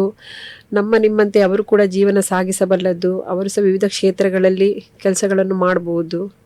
ಕೆಲವರು ಅನ್ಕೋತಾರೆ HIV ಬಂದ್ರೆ ಆಯ್ತು, ನಾವು ಸತ್ತು ಹೋದ್ವಿ. ಸಾಯ್ಲಿಕ್ಕೆ ಎಲ್ಲರೂ ಇದೆ, ಪ್ರತಿಯೊಂದು ದಿನ ಇದೆ, ಸ್ವಲ್ಪ ಹಿಂದೆ ಮುಂದೆ ಅಷ್ಟೇ. ಅದು ನನ್ನಲ್ಲಿ ಫಸ್ಟ್ ಕ್ವಶನ್ ಕೇಳುದು ಹಾಗೇನೆ, ಇವರಿಗೆಲ್ಲ ಲೈಫ್ ಇಲ್ವಾ, ಸಾಯ್ತಾರ ಅಂತ. ನಾವೇನು ಸಾಯದೆ ಬಾಕಿ ಆಗ್ತೇವ? ಇಲ್ಲ, ಒಂದಲ್ಲೊಂದು ದಿನ. ಅದೇ ಈಗ ನೀವು ಒಬ್ಬಂಟಿಯಾಗಿ ನಿಮ್ಮ ಸ್ನೇಹ ಏನು ದೀಪ ಸಂಸ್ಥೆಯನ್ನ ನೀವು ನಡೆಸ್ಕೊಂಡು ಬರ್ತಾ ಇದ್ದೀರಿ. ಒಬ್ಬಂಟಿ ಅಂತ ನನಗೆ ಯಾವತ್ತೂ ಅನಿಸ್ಲಿಲ್ಲ. ನಮ್ಮ ಮಕ್ಕಳಿದ್ದಾರೆ. ಕೆಲವೊಂದು ಸಲ ಯಾರಾದ್ರೂ ಸಂಸ್ಥೆಗೆ ತೊಂದರೆ ಆದಾಗ ನಾನು ಮಕ್ಕಳ ಹತ್ರ ಹೇಳ್ತೇನೆ. ನಮ್ಮ ಮಕ್ಕಳು ನನಗೆ ಹೇಳ್ತಾರೆ, ನೀವೆಂತ ಹೆದರ್ಬೇಡಿ, ಎಂತ ಟೆನ್ಷನ್ ಮಾಡ್ಬೇಡಿ, ನಾವು ನಿಮ್ಮ ಒಟ್ಟಿಗಿದ್ದೇವೆ, ಯಾರು ಎಂತ ಸಹ ಹೇಳಿ ನಾವು ಇದ್ದೇವೆ ಅಂತ ಹೇಳ್ತಾರೆ, ನಮಗೆ ಗೊತ್ತುಂಟಲ್ಲ ಅಂತ ಹೇಳಿ. ನನಗೆ ಯಾವತ್ತು ಒಬ್ಬಂಟಿ ಅಂತ ಅನಿಸ್ಲಿಲ್ಲ. ಅದು ಅನಿಸ್ತಿದ್ರೆ ಇವತ್ತು ನನಗೆ ಇಲ್ಲಿ ತನಕ ಬರ್ಲಿಕ್ಕೆ ಸಾಧ್ಯವೇ ಇರಲಿಲ್ಲ. ಮತ್ತೆ ನನ್ನ ಮನೆಯಲ್ಲಿ ಸಹ ಈಗ HIV ಆ ಥರ ಕೆಲಸ ಮಾಡ್ತಿ ಅಂತೇಳಿ ಯಾವುದೇ ಕಾರಣಕ್ಕೆ ದೂರ ಮಾಡಲಿಲ್ಲ. ಫೈನಾನ್ಷಿಯಲ್ ಸ್ವಲ್ಪ ಸಪೋರ್ಟ್ ಮಾಡಲಿಕ್ಕೆ ಕಷ್ಟ ಆಗಿರ್ಬೋದು, ಮಾತ್ರ ಎಂಥ ವಿಷಯ ಸಹ ಅವರಿಗೆ ಗೊತ್ತುಂಟು, ಅವರು ಸಹ ಬರ್ತಾರೆ. ಈಗ ಕೆಲವೊಮ್ಮೆ ರಾತ್ರಿ ಟೈಮಲ್ಲಿ ಇಲ್ಲಿ ನಾವು 24 hours ಅಲರ್ಟ್ ಆಗಿರ್ಬೇಕಾಗ್ತದೆ. ಯಾವ ಟೈಮ್ ಫೋನ್ ಬರ್ತದೆ, ಯಾವ ಟೈಮ್ ಹುಷಾರಿಲ್ಲ, ಯಾವ ಟೈಮ್ ಡೆತ್ ಆಗ್ತದೆ, ಅದು ಹೇಳಲಿಕ್ಕೆ ಆಗೋದಿಲ್ಲ. ಇಂಥ ಸಮಯದಲ್ಲಿ ಕೆಲವೊಮ್ಮೆ ರಾತ್ರಿಗಳು ಬರಬೇಕಾಗ್ತದೆ. ಅಂತ ಟೈಮಲ್ಲಿ ಕೆಲವರಿಗೆ ಒಂದು ಅನಿಸ್ತದೆ, ರಾತ್ರಿ ಟೈಮಲ್ಲಿ ಹೋಗ್ತಾರೆ, ಏನೋ ಇದೆ ಅಂತ ಹೇಳಿಕೊಂಡು. ಅದು ನಾನು ಇನ್ನೊಬ್ಬರಿಗೆ ನಾನು ಹೇಳುವ ಅವಶ್ಯಕತೆ ಇಲ್ಲ, ನನ್ನ ಮನೆಯವರಿಗೆ ಗೊತ್ತುಂಟ ನಾನು ಏನ್ ಮಾಡ್ತಾ ಇದ್ದೇನೆ ಅಂತ ಹೇಳಿಕೊಂಡು. ಹಾಗೆ ಆತರ ಯಾವ್ದಾದ್ರು ಒಂದು ಇದೆ, ತುಂಬಾ ಇದೆ. ಸಮಾಜದಿಂದ ನೆರೆಕರೆಯಿಂದ ಆತರ ಯಾವ್ದಾದ್ರು ಒಂದು ಬಂದಿದ್ಯಾ? ಸಮಾಜದಲ್ಲಿ ಮಾತಾಡ್ತಾರಲ್ಲ, ಏನು ಒಂದು ಒಳ್ಳೆದಕ್ಕೆ ಬರುವಾಗ ಮಾತಾಡ್ತಾರೆ. ಅದು ನನಗೆ ಫಸ್ಟಿಗೆ ನನಗೆ ತುಂಬಾ ದೊಡ್ಡ ರೀತಿಯಲ್ಲಿ ಅನಿಸ್ತಾ ಇತ್ತು. ಇವತ್ತು ನನಗೆ ಅನಿಸುದಿಲ್ಲ ಅದು. ನಾನು ಅದು ಕಾಲಕ್ರಮೇಣ ನನ್ನ ಮನಸ್ಸು ಕೂಡ ಗಟ್ಟಿಯಾಗಿದೆ. ನಾನು ಏನ್ ಮಾಡ್ತಾ ಇದ್ದೇನೆ, ಯಾರಿಗೋಸ್ಕರ ಮಾಡ್ತಾ ಇದ್ದೇನೆ, ನಾನು ಅದನ್ನು ಕೇಳಿಕೊಂಡು ಕೂತ್ಕೊಂಡೆ. ಇಲ್ಲಿ ಒಂದಷ್ಟು ಮಕ್ಕಳು ನನ್ಗಾಗಿ ಆಶ್ರಯಿತ ಆಗಿರುವವರು ಇದ್ದಾರೆ, ಅದನ್ನು ನಾನು ನೋಡ್ಬೇಕಾಗ್ತದೆ. ಈಗ ಡೆತ್ ಕೂಡ ಆಗುವಾಗ ನನಗೆ ಒಂದು ದಿನ ಬೇಡವೆಂತ ಅನಿಸಿತ್ತು, ಒಂದು ಸ್ಟೆಪ್ ಹಿಂದೆ ತೆಗೆಯುವ ಬೇಡ ಅಂತ ಹೇಳಿಕೊಂಡು. ಆದ್ರೆ ನಾನು ಅಲ್ಲಿಗೆ ಸ್ಟಾಪ್ ಮಾಡಿದ್ರೆ ಒಂದಷ್ಟು ಮಕ್ಕಳು ಸಂಸ್ಥೆಯಲ್ಲಿದ್ದಾರೆ, ಅವರದನ್ನು ನಾವು ಯೋಚನೆ ಮಾಡಬೇಕಾಗ್ತದೆ. ಮೇಡಮ್, ಈಗ ನಿಮ್ಮ ಈ ಸಂಸ್ಥೆಯಲ್ಲಿ ಈಗ ಹೆಣ್ಮಕ್ಳೇ ಇರೋದು. ಈಗ ಹೆಣ್ಮಕ್ಳು ಅಂತ ಹೇಳಿದ್ರೆ ಅವರಿಗೆ ಚಿಕ್ಕದಿಂದ ಅವರು ದೊಡ್ಡವರಾಗೋ ತನಕ ಒಂದು ಸ್ಟೆಪ್ ಬೈ ಸ್ಟೆಪ್ ಜರ್ನಿ ಇರುತ್ತೆ. ಅವರ ಪ್ರೌಢಾವಸ್ಥೆ ಆಗಿರ್ಬೋದು, ಅದನ್ನೆಲ್ಲ ನೀವು ಹೆಂಗೆ ನಿಭಾಯಿಸ್ತೀರಿ? ಅಂದ್ರೆ ಅಲ್ಲೇ ಇರುವ ಕಾರಣ ಅವರ ಪ್ರತಿಯೊಂದು ಮಗುವಿನ ಏನು ಮಾಡ್ತಾರೆ, ಯಾವ ಮಗು ಯಾವ್ದ್ರಲ್ಲಿ ಹುಷಾರಿದೆ, ಯಾವ್ದ್ರಲ್ಲಿ ಹಿಂದೆ ಇದೆ, ಅದೆಲ್ಲವನ್ನು ನಾವು ನೋಡ್ತಾ ಇರ್ತೇವೆ. ಒಂದು ಗೊತ್ತಿಲ್ಲದ ವಿಷಯವನ್ನು ಸಹ ನನಗೆ ಐಡೆಂಟಿಫೈ ಮಾಡ್ಲಿಕ್ಕೆ ಸಾಧ್ಯ ಇದೆ. ಒಂದೊಂದು ಮಗುವಿನ ಹಿಂದೆ ಸಹ ಹೇಗೆ ಅಂತ ನನಗೆ ಗೊತ್ತಾಗ್ತದೆ, ಯಾರು ಮಾಡಿದ್ದಾರೆ ಅಂತ ಹೇಳಿಕೊಂಡು. ಮತ್ತೆ ಅದು ಕೂಡ ಅವರೊಂದು ಪ್ರೌಢಾವಸ್ಥೆಗೆ ಬಂದಾಗ ಕೂಡ ಅವರನ್ನು ನನ್ನ ಮನೆಗೆ ಕರ್ಕೊಂಡು ಹೋಗ್ತೇನೆ. ಅವರಿಗೆ ಸ್ಪೆಷಲ್ ಆಗಿ ಹೇಗೆ ನಂಗೆ ಎಷ್ಟು ಮಾಡ್ಲಿಕ್ಕೆ ಆಗ್ತದೆ ಅವರಿಗೆ ಆ ಒಂದು ಕೇರ್ ಕೊಡ್ತೇನೆ. ಸ್ವಲ್ಪ ನ್ಯೂಟ್ರಿಷನ್ ಎಲ್ಲ ಜಾಸ್ತಿ ಬೇಕಾಗ್ತದೆ ಆ ಟೈಮಲ್ಲಿ, ಅದೆಲ್ಲ ವ್ಯವಸ್ಥೆ ಮಾಡಿ, ಮತ್ತೆ ಅವರಿಗೆ ಹೇಗೆ ಒಂದು ಹೊಸ ಡ್ರೆಸ್ ಎಲ್ಲ ಹಾಕಿ ಹೇಗೆ ಮಾಡ್ತಾರೆ ಅದನ್ನು ನಾನು ಮಾಡಿದ್ದೇನೆ. ಅದೆಲ್ಲ ನನ್ನ ಸೌಭಾಗ್ಯ ಅಂತ ನಾನು ತಿಳ್ಕೊಳ್ತೇನೆ. ಅದೆಲ್ಲ ಮಾಡ್ಲಿಕ್ಕೆ ಸಂಪ್ರದಾಯಗಳು ಅದನ್ನ ಮಾಡಿದ್ದೇನೆ. ಇಲ್ಲಿ ಆಶ್ರಮದಲ್ಲಿ ಆದವರಿಗೆ ನಾನು ಆ ರೀತಿಯ ಸಂಪ್ರದಾಯಗಳನ್ನು ಮಾಡಿದೆ, ಮತ್ತೆ ಎಕ್ಸ್ಟ್ರಾ ಕೇರ್ ಕೂಡ ಅವರಿಗೆ ಕೊಟ್ಟಿದ್ದೇನೆ. ಮತ್ತೆ ಇನ್ನು ಹೆಣ್ಣು ಮಕ್ಕಳು ಮಾತ್ರ ಸಿಟ್ಟು ಬೇಗ ಬರ್ತದೆ ಏನಾದ್ರು. ನನಗೆ ಸಹ ಅವರಿಗೆ ಬೇಜಾರು ಮಾಡ್ಲಿಕ್ಕೆ ಬೇಡ, ಆದ್ರೆ ಕೆಲವೊಂದು ಸಮಯದಲ್ಲಿ ಅವರ ಒಳಜಗಳಗಳನ್ನು ಅದನ್ನು ಸರಿ ಮಾಡಬೇಕಾಗ್ತದೆ. ಈ ಗಂಡು ಮಕ್ಕಳು ಹೇಗೆ ಹೇಳಿದ್ರೆ ಸಹ ಇರ್ತದೆ, ಅದು ತಲೆಯಲ್ಲಿ ಇಟ್ಟುಕೊಂಡು ಕೂತ್ಕೊಳ್ಳೋದಿಲ್ಲ. ಇವರು ಹೆಣ್ಣು ಮಕ್ಕಳು ಬೇಗ ಅದನ್ನು ತೋರಿಸ್ತಾರೆ, ಎಕ್ಸ್ಪ್ರೆಷನ್ ಮಾಡ್ತಾರೆ. ಅಂದ್ರೆ ಊಟ ಮಾಡದೆ ಕೂತ್ಕೊಳ್ಳೋದು, ಕೋಪ ಮಾಡೋದು, ಯಾವ್ದು ಕೆಲಸ ಹೇಳಿದ್ರೆ ಮಾಡೋದಿಲ್ಲ, ಸುಮ್ಮನೆ ಕೂತ್ಕೊಳ್ಳೋದು, ಅದೆಲ್ಲ ಅವರಿಗೆ ಸಹ ಬೇಜಾರು ಇರ್ಬೋದು. ಯಾರಿಲ್ಲ, ನಮ್ಮನ್ನು ಇಲ್ಲಿ ತಂದಿದ್ದಾರೆ, ಅದು ಅವರ ಭಾವನೆಗಳು ಅವರಿಗೆ ಅಷ್ಟೇ ಗೊತ್ತು. ನಮ್ಗೆ ಅದರ ಆಳವಾಗಿ ನಾವು ಅದನ್ನು ಹೋಗುದಿಲ್ಲ. ನಾವು ಯೋಚಿಸ್ತೇವೆ ಅವರಿಗೊಂದು ಟ್ರೀಟ್ಮೆಂಟ್ ಅಥವಾ ಫುಡ್ ಕೊಡೋದು ಇದೆ, ಅಲ್ಲಿಗೆ ಮುಗೀತಂತ. ಅಲ್ಲಿಗೆ ಮುಗಿಲಿಲ್ಲ, ತುಂಬಾ ಇದೆ. ಇನ್ನು ಕೆಲವು ಮಕ್ಕಳು ತುಂಬಾ ಕೆಲವು ಮಕ್ಕಳು, ಒಂದು ಮಗು ಇತ್ತು ನಮ್ಮಲ್ಲಿ, ಆ, ಒಂದು ವಾರ ಹಿಂದೆ ಮುಂದೆ ತಂದೆ ತಾಯಿ ಇಬ್ರು ಸಹ ಡೆತ್ ಆಯ್ತು. ಇವಾಗ ಸಹ ಯಾರಿಲ್ಲ. ಒಂದೊಂದ್ಸಲ ಕುತ್ಕೊಂಡು ಅಳ್ತಾಳೆ. ಸಣ್ಣ ಇರೋ ಟೈಮಲ್ಲಿ ನಾನು ಬೇರೆಯವರಲ್ಲಿ ಕಾಲ್ ಮಾಡಿಸಿ ಇವಳು ಕೇಳ್ತಾ ಇದ್ಲು, ಅಪ್ಪ ಎಲ್ಲಿ ನನ್ನದು, ಅಮ್ಮ ಎಲ್ಲಿ ಅಂತ. ನಾನೇನ್ ಮಾಡ್ತೆ, ಬೇರೆ ನಂಬರಿಂದ ಕಾಲ್ ಮಾಡಿಸಿ ಒಂದ್ ಸ್ವಲ್ಪ ಟೈಮ್ ಇದ್ ಮಾಡ್ತಿದ್ದೆ. ಮತ್ತೆ ಮತ್ತೆ ದೊಡ್ಡ ಆಗುವ ತನಕ ಅದು ಅವರಿಗೆ ಸತ್ಯ ಹೇಳ್ಬೇಕಾಗ್ತದೆ, ಇಲ್ಲದಿದ್ರೆ ಇನ್ನೂ ಕಷ್ಟ ಆಗ್ತದೆ. ಈಗ ಗೊತ್ತಾಗ್ತದೆ, ಆದ್ರೆ ಒಂದೊಂದ್ಸಲ ಸೈಲೆಂಟ್ ಆಗಿ ಅಳ್ತಾ ಇರುವಾಗ ಅರ್ಥ ಆಗ್ತದೆ ನಮಗೆ ಸಹ ಯಾರಾದ್ರೂ ಇದ್ರೆ. ಇನ್ನು ಕೆಲವರು 1-2-3 ಮಕ್ಕಳು ಸಿಂಗಲ್ ಪ್ಯಾರೆಂಟ್ ಇದ್ದಾರೆ, ಅವರು ಒಂದು ಪ್ರೀತಿ ಮಾಡೋದು ಬರುದು, ಅವರಿಗೆ ಸಹ ನಮ್ಗೆ ಸಂಸ್ಥೆಗೆ ನೀವು ಪದೇ ಪದೇ ಬರ್ಬೇಡಿ ಅಂತ ಹೇಳಲಿಕ್ಕೆ ಆಗುದಿಲ್ಲ. ಅವರ ಮಕ್ಕಳನ್ನು ಅವರು ನೋಡ್ಲೇಬೇಕಾಗ್ತದೆ. ಅದನ್ನು ನೋಡಿದಾಗ ಬಾಕಿ ಮಕ್ಕಳಿಗೆ ಸಹ ಅದರಿಂದ ನೋವಾಗ್ತದೆ. ನಾವು ಸಹ ಈಗ ನಮ್ಮ ಮಕ್ಕಳನ್ನು ಹತ್ತಿರ ಮಾಡುವಾಗ ಅದು ಅವರಿಗೆ ಬೇಜಾರಾಗ್ತದೆ. ಕೆಲವರು ಅಳ್ತಾ ಇರ್ತಾರೆ, ಅಂದ್ರೆ ಒಂದೊಂದ್ಸಲ ಗೊತ್ತಾಗುದಿಲ್ಲ ನಮ್ಗೆ, ಹೇಳುದು ಸಹ ಇಲ್ಲ. ಆದಷ್ಟು ನಾನು ಅವರೊಟ್ಟಿಗೆ ಇರ್ತೇನೆ. ಇನ್ನೊಂದು ಮಗು ಇತ್ತು, ದಿನಕ್ಕೆ ಅರ್ಧ ಗಂಟೆ ನಾನು ಟೈಮ್ ಕೊಡ್ತಿದ್ದೆ. ನಾನು ಬರದಿದ್ರೆ ಆಗುದಿಲ್ಲ, ಯಾವಾಗ ಬರ್ತೀರಂತ ಹೇಳಿ ಕಾದು ಕುತ್ಕೊಳ್ಳುದು. ಬಂದ ನಂತರ ನನಗೆ ಅದು ಎಲ್ಲಿ ಎಂತ ಹೇಳಲಿಕ್ಕೆ ಇರುದಿಲ್ಲ, ಕಾಲತ್ತಿರದಿಂದ ಎದ್ದೇಳುದಿಲ್ಲ, ಅಲ್ಲೇ ಕುತ್ಕೊಳ್ಳುದು. ಇವಾಗಷ್ಟು 1 ವರ್ಷ ಹಾಗೇನೆ ಮಾಡಿದೆ. ನನಗೆ ಆಯ್ತು, ನಾನು ಸ್ವಲ್ಪ ಜಾಸ್ತಿ ಕೇರ್ ಕೊಟ್ರೆ ಇದು ಹಾಗೇನೆ ಇರ್ತಾರೆ, ಇನ್ನು ಚೇಂಜಸ್ ಆಗುದಿಲ್ಲ ಅವರಂತ ನನಗೆ ಸಹ ಅನಿಸಿತು. ನಾನು ಹೇಳಿದೆ, ಇಷ್ಟು ಕೇರ್ ಕೊಟ್ಟು ಸಹ ನೀನು ಚೇಂಜಸ್ ಆಗದಿದ್ರೆ ನನ್ನ ಟೈಮಿಗೆ ಎಂತ ಬೆಲೆ ಇದೆ, ನಾನು ಇನ್ನು ನಿನ್ನನ್ನು ನೋಡುದಿಲ್ಲ ಅಂತ. ಈಗ ಸ್ವಲ್ಪ ಸ್ಟ್ರಾಂಗ್ ಆಗಿದ್ದಾಳೆ. ಈಗ ನಿಮ್ಮ ಮಕ್ಕಳನ್ನ ಅವರೇ ಪೇರೆಂಟ್ಸ್ ಬಂದು ಅಲ್ಲ ಮನೆಯವರೇ ಬಂದು ಬಿಡ್ತಾರಾ, ಅಲ್ಲ ಅಚಾನಕವಾಗಿ ಯಾವ್ದಾದ್ರು ನಿಮ್ಗೆ ಮಕ್ಕಳು ಸಿಕ್ಕಿದಾರ? ನಾನಂದ್ರೆ ಎಂತ ಮಾಡ್ತೇನೆ ಅಂದ್ರೆ, ಪ್ಯಾರೆಂಟ್ ಇದ್ರೆ ನಾನು ಅವರನ್ನು ಬೇಡ ಅಂತ ಹೇಳಿದೆ. ಯಾಕೆಂದ್ರೆ ಮಕ್ಕಳು ಎಲ್ಲಿಯವರೆಗೆ ಅವರೊಟ್ಟಿಗೆ ಇರ್ತಾರೆ ಅದು ಒಳ್ಳೇದು. ಮತ್ತೆ ಕೆಲವೊಮ್ಮೆ ಅನಿವಾರ್ಯತೆ ಇರ್ತದೆ. ಈಗ ಮಾನಸಿಕ ಕಿರುಕುಳ, ಈಗ ತಂದೆ ತಾಯಿ ಇಲ್ಲದ ಮಕ್ಕಳಿಗೆ ಒಂದು ದೈಹಿಕ ಹಿಂಸಾಚಾರ ಆಗಿರ್ತದೆ ಮನೆಯಲ್ಲಿ, ಯಾರು ನೋಡ್ಲಿಕ್ಕೆ ಇರುವುದಿಲ್ಲ. ಅಂತ ಅಗತ್ಯ ಇರುವ ಮಕ್ಕಳನ್ನು ಮಾತ್ರ ಅದನ್ನು ನೋಡಿಕೊಂಡೇ ನಾನು ತಕೊಳ್ಳೋದು. ಈಗ ಫೈನಾನ್ಷಿಯಲಿ ಕೂಡ ಸಫರ್ ಆಗಿರ್ತಾರೆ, ನೋಡ್ಲಿಕ್ಕೆ ಸಾಧ್ಯ ಇಲ್ಲ, ಅಂತ ಮಕ್ಕಳನ್ನು ಮಾತ್ರ ನಾನು ಅಡ್ಮಿಷನ್ ಮಾಡ್ತೇನೆ, ಇಲ್ಲದಿದ್ರೆ ಮಾಡುದಿಲ್ಲ. ನಿಮ್ಮ ಸ್ನೇಹದೀಪ ಸಂಸ್ಥೆಯಲ್ಲಿ ಈಗ ಸೇಫ್ಟಿ ಪರ್ಪಸ್ ಆದ್ರೆ ನೋಡೋದಾದ್ರೆ, ಈಗ ಹೆಣ್ಮಕ್ಳು ಇರೋದು ಅದನ್ನೆಲ್ಲ ಹೆಂಗೆ ನೋಡ್ಕೋತೀರಿ ಅಂತ? ಈಗ ರಾತ್ರಿ ಹೊತ್ತಾಗಿರ್ಬೋದು, ನೀವು ಅಲ್ಲೇ ನೀವು ಮನೆಯಲ್ಲಿ ಕೂಡ ಇರ್ತೀರಿ, ಅಲ್ಲಿಗೆ ಹೋಗ್ಬೇಕು. ಇಲ್ಲ, ನನಗೆ ಅದು ಒಂದು ತರ ಮನೇನೆ. ನನಗೆ ಇಷ್ಟ ಇದೆ, ಇಲ್ಲಿ ಲೇಟ್ ಆದ್ರೆ ಇಲ್ಲಿ ಸಹ ಸ್ಟೇ ಆಗ್ತೇನೆ, ಅಥವಾ ಸ್ಟಾಫ್ ರಜೆಯಲ್ಲಿ ಹೋದ್ರೆ ನಾನು ಅಲ್ಲಿ ಕಂಟಿನ್ಯೂ ಆಗಿ ಇರ್ತೇನೆ. ಹಾಗೆ ಅದು ಏನ್ ತೊಂದರೆ ಇಲ್ಲ. ಈಗ ರಜೆ ಈಗ ಏಪ್ರಿಲ್ ಮೇ ಅಲ್ಲಿ ಕೆಲವು ಮಕ್ಕಳು ಅವರ ಸಿಸ್ಟರ್ ಇರ್ತಾರೆ, ಕೆಲವು ಫ್ಯಾಮಿಲಿ ಇರ್ತಾರೆ. ಫ್ಯಾಮಿಲಿ ಅಂದ್ರೆ ಅವರ ರಿಲೇಟಿವ್ಸ್ ಇರ್ತಾರೆ, ಅವರು ಹೋಗ್ತಾರೆ. ಈಗ ಉಳಿದ ಮಕ್ಕಳನ್ನು ನಾನು ಏನ್ ಮಾಡ್ತೇನೆ ಅಂತ ಹೇಳಿದ್ರೆ, ನಮ್ಮ ಮನೆಯಲ್ಲಿ 1-4 ದಿನ, ಮತ್ತೆ ನಮ್ಮ ಆಶ್ರಮದಿಂದ 1-2-3 ಮಕ್ಕಳಿಗೆ ಮದುವೆ ಆಗಿದೆ ಅಲ್ಲಿಗೆ, ಮತ್ತೆ ಸಣ್ಣ ಸಣ್ಣ ಹೀಗೆ ಪ್ಲೇಸಿಗೆಲ್ಲ ಹಾಗೆ. ಈಗ ಎಲ್ಲ ಧರ್ಮದ ಮಕ್ಕಳು ಇರ್ತಾರೆ, ಎಲ್ಲ ಜಾತಿ ಧರ್ಮ ಇರ್ತಾರೆ. ಈಗ ಹಬ್ಬ ಹರಿದಿನ, ಈಗ ದಸರಾ, ದೀಪಾವಳಿ, ರಂಜಾನ್, ಕ್ರಿಸ್ಮಸ್ ಎಲ್ಲ ಬಂದ್ರೆ ಹೆಂಗೆ ಅದನ್ನ ಆಚರಣೆ ಮಾಡ್ತೀರಿ ಅಂತ? ನಾವು ಎಲ್ಲ ಹಬ್ಬಗಳನ್ನು ಆಚರಿಸ್ತೇವೆ. ಎಲ್ಲ ಹಬ್ಬಗಳನ್ನು, ರಂಜಾನ್ ಮಾಡ್ತೇವೆ, ದೀಪಾವಳಿ ಮಾಡ್ತೇವೆ, ಕ್ರಿಸ್ಮಸ್ ಮಾಡ್ತೇವೆ. ನಮ್ಮ ಮನೆಗಳಲ್ಲಿ ಯಾವ ರೀತಿ ನಾವು ಆಚರಿಸ್ತೇವೆ ಅದನ್ನು ಅದೇ ತರ ನಾವು ಮಾಡ್ತೇವೆ. ಈಗ ಕ್ರಿಸ್ಮಸ್ ಬರುವಾಗ ಹೊರಗೆ ಸ್ಟಾರ್ ಎಲ್ಲ ಗೋದಲಿಗಳನ್ನು ಮಾಡಿ ಅದನ್ನು ಮಾಡ್ತೇವೆ. ದೀಪಾವಳಿ ಆದ್ರೆ ಸಹ ಗೂಡು ದೀಪ ಮತ್ತೆ ಕ್ರ್ಯಾಕರ್ಸ್ ಎಲ್ಲ ಹೊರಗಡೆಯಿಂದ ತಂದು ಕೊಡ್ತಾರೆ, ಹಾಗೆ ಮಾಡ್ತೇವೆ. ರಂಜಾನ್ ಅಲ್ಲಿ ಸಹ ಯಾವ ತರ ಇದೆ ಅದೇ ತರ ಮಾಡ್ತೇವೆ. ಸಮಾನತೆ ಇದೆ, ಅದರಲ್ಲಿ ಏನಿಲ್ಲ. ಮತ್ತೆ ಇದನ್ನು ಸಹ ರಾಷ್ಟ್ರೀಯ ಹಬ್ಬಗಳನ್ನು ಸಹ ಆಚರಿಸ್ತೇವೆ, ಅದ್ರಲ್ಲಿ ಏನಿಲ್ಲ. ನಮಗೆ ಅದು ಖುಷಿಯೇ. ದೀಪಾವಳಿ ಬರ್ಲಿ, ಕ್ರಿಸ್ಮಸ್ ಬರ್ಲಿ, ಅಥವಾ ರಂಜಾನ್ ಬರ್ಲಿ, ಬಕ್ರೀದ್ ಬರ್ಲಿ, ಅದ್ರಲ್ಲಿ ನಮಗೆ ಎಂತ ಇಲ್ಲ. ಅದು ಮಕ್ಕಳಿಗೆ ಎಲ್ಲಿ ಖುಷಿ ಸಿಗ್ತದೆ ಒಂದು ಸಣ್ಣ ಟೈಮಿಂಗ್ ಆದ್ರೂ ಸಹ ಅದನ್ನು ನಾನು ಮಾತ್ರ ನೋಟ್ ಮಾಡ್ತೇನೆ.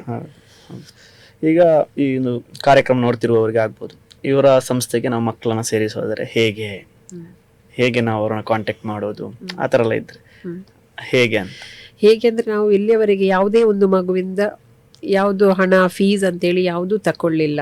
ಅವರ ಏನು ರಿಪೋರ್ಟ್ ಇದೆ, ಮತ್ತೆ ಡೆತ್ ಸರ್ಟಿಫಿಕೇಟ್, ತಂದೆ ತಾಯಿ ಅವರು ಎಲ್ಲದಿದ್ರೆ ಡೆತ್ ಸರ್ಟಿಫಿಕೇಟ್ ಇದ್ರೆ ಅದು, ಮತ್ತೆ ಈಗ ಆಧಾರ್ ಕಾರ್ಡ್ ಎಲ್ಲದಕ್ಕೆ ಸಹ ಬೇಕಾಗ್ತದೆ. ಅದು ಕೆಲವೊಂದು ಮುಖ್ಯ ದಾಖಲೆಗಳನ್ನು ನಾವು ತಕೊಳ್ತಾ ಇದ್ದೇವೆ. ಯಾಕೆಂತ ಹೇಳಿದ್ರೆ, ನಮ್ಮಲ್ಲಿ ಮಗು ಎಷ್ಟು ಟೈಮ್ ತನಕ ಇರ್ತದೆ, ಅದರ ನಂತರ ಅವರದೊಂದು ವೈಯಕ್ತಿಕ ಜೀವನವನ್ನು ಮಾಡಿಕೊಳ್ಬೇಕಾದ್ರೆ ಅವರಿಗೆ ಆ ಡಾಕ್ಯುಮೆಂಟ್ ಅಗತ್ಯತೆ ಇರ್ತದೆ. ಅದನ್ನು ಯಾರು ಸೇಫ್ಟಿ ಮಾಡಿಕೊಳ್ಳುವುದಿಲ್ಲ. ಮತ್ತೆ ಈ ದಾಖಲೆಗಳು ನಮ್ಮ ಡಿಪಾರ್ಟ್ಮೆಂಟ್ ಇರುವುದು, ಮಕ್ಕಳ ಕಲ್ಯಾಣ ಸಮಿತಿ ಇರ್ತದೆ, ಅವರಿಗೆ ಸಹ ನಾವು ಒಪ್ಪಿಸ್ಲಿಕ್ಕೆ ಇರ್ತದೆ. ಅವರ ಕೈಲಿ ಒಂದು ಕಾಪಿ ಇರ್ತದೆ, ಅದೇ ತರ ಆ ಕಾಪಿ ನಮ್ಮಲ್ಲಿ ಕೂಡ ಇರ್ತದೆ. ಮತ್ತೆ ರಿಲೀಸ್ ಆಗುವಾಗ ನಾವು ಅವರ ಮುಖ್ಯ ದಾಖಲೆಗಳನ್ನು ನಾವು ಅವರಿಗೆ ಕೊಡ್ತೇವೆ. ಅಂದ್ರೆ ಇವಾಗ HIV ಯಾವುದು ಮದ್ದಿಲ್ಲ, ಆದ್ರೆ ಮುಂದಕ್ಕೆ ಒಂದು ದಿನ ಬಂದ್ರೆ, ಸಪೋಸ್ ಕಂಪ್ಲೀಟ್ ಕ್ಯೂರೇಬಲ್ ಮೆಡಿಸಿನ್ ಬಂದ್ರೆ ಅವರಿಗೆ ಸಹ ಒಂದು ಜೀವನ ಅಂತ ಇದೆ, ಫ್ಯೂಚರ್ ಅಂತ ಇದೆ. ಹಾಗಾಗಿ ಅವರಿಗೆ ನಾವು ಎಲ್ಲಿ ಎಜುಕೇಶನ್ ಕೊಡಬೇಕು, ಅವರಿಗೆ ಏನು ಯಾವುದರಲ್ಲಿ ಆಸಕ್ತಿ ಇದೆ, ಇಲ್ಲಿಯವರೆಗೆ ಸಂಸ್ಥೆ ಅದನ್ನು ಒದಗಿಸಿಕೊಟ್ಟಿದೆ. ಮತ್ತೆ ಅಡ್ಮಿಷನ್ ಮಾಡುವಾಗ ಸಹ ಹಾಗೇನೆ ತೀರಾ, ಈಗ ಒಂದು ಮಗುವನ್ನು ಡಸ್ಟ್ಬಿನ್ ಅಲ್ಲಿ ಬಿಸಾಡಿದ್ರು, ಇನ್ನೊಂದು ಮರದ ಕೆಳಗೆ. ನೀವು ತಗೊಂಡ್ಬಂದು ಅದು ಅಂದ್ರೆ ಹೇಗೆ ಆಗ್ತದೆ ಅಂದ್ರೆ FIR ಮಾಡಿ ಅದು ಎಲ್ಲ ಜನರಲ್ ಹೆಲ್ತ್ ಚೆಕಪ್ ಮಾಡ್ತಾರೆ, ಆವಾಗ HIV ಕೂಡ ಮಾಡ್ತಾರೆ. ಸಪೋಸ್ HIV ಅಂತ ಇದ್ರೆ ಎಲ್ಲಿ ಯಾವ ಪ್ಲೇಸ್ ಅಲ್ಲಿ ಯಾವ ಜಿಲ್ಲೆಗಳಲ್ಲಿ ಈ ಬಗ್ಗೆ ಸಂಸ್ಥೆಗಳಿದೆ ಅಂದ್ರೆ ಈ ಸ್ಪೆಷಲ್ ಕೇರ್, ಅದನ್ನು ಅವರು ಯಾರಾದ್ರೂ ರೆಫರ್ ಮಾಡ್ತಾರೆ. ಪೊಲೀಸ್ ಡಿಪಾರ್ಟ್ಮೆಂಟ್ ಇರ್ತದೆ, ಮತ್ತೆ ನಮ್ಮ ಮಕ್ಕಳ ಕಲ್ಯಾಣ ಸಮಿತಿ ಇರ್ತದೆ, ಅದರ ಮುಖಾಂತರವಾಗಿ ಮಾಡುವಂಥದ್ದು. ಟೋಟಲಿ ಅಂದ್ರೆ ಎಲ್ಲವನ್ನು ಲೀಗಲಿಯಾಗಿಯೇ ಮಾಡುವಂಥದ್ದು. ಈಗ ಮೇಡಮ್, ನೀವೀಗ ದೊಡ್ಡ ಕೆಲಸ ಆಕ್ಚುಲಿ ಏನಂದ್ರೆ ಕತ್ತಲೆಯಿಂದ ಬೆಳಕಿನ ಕಡೆಗೆ ಅಂತ ಒಂದು ಮಾತಿದೆ.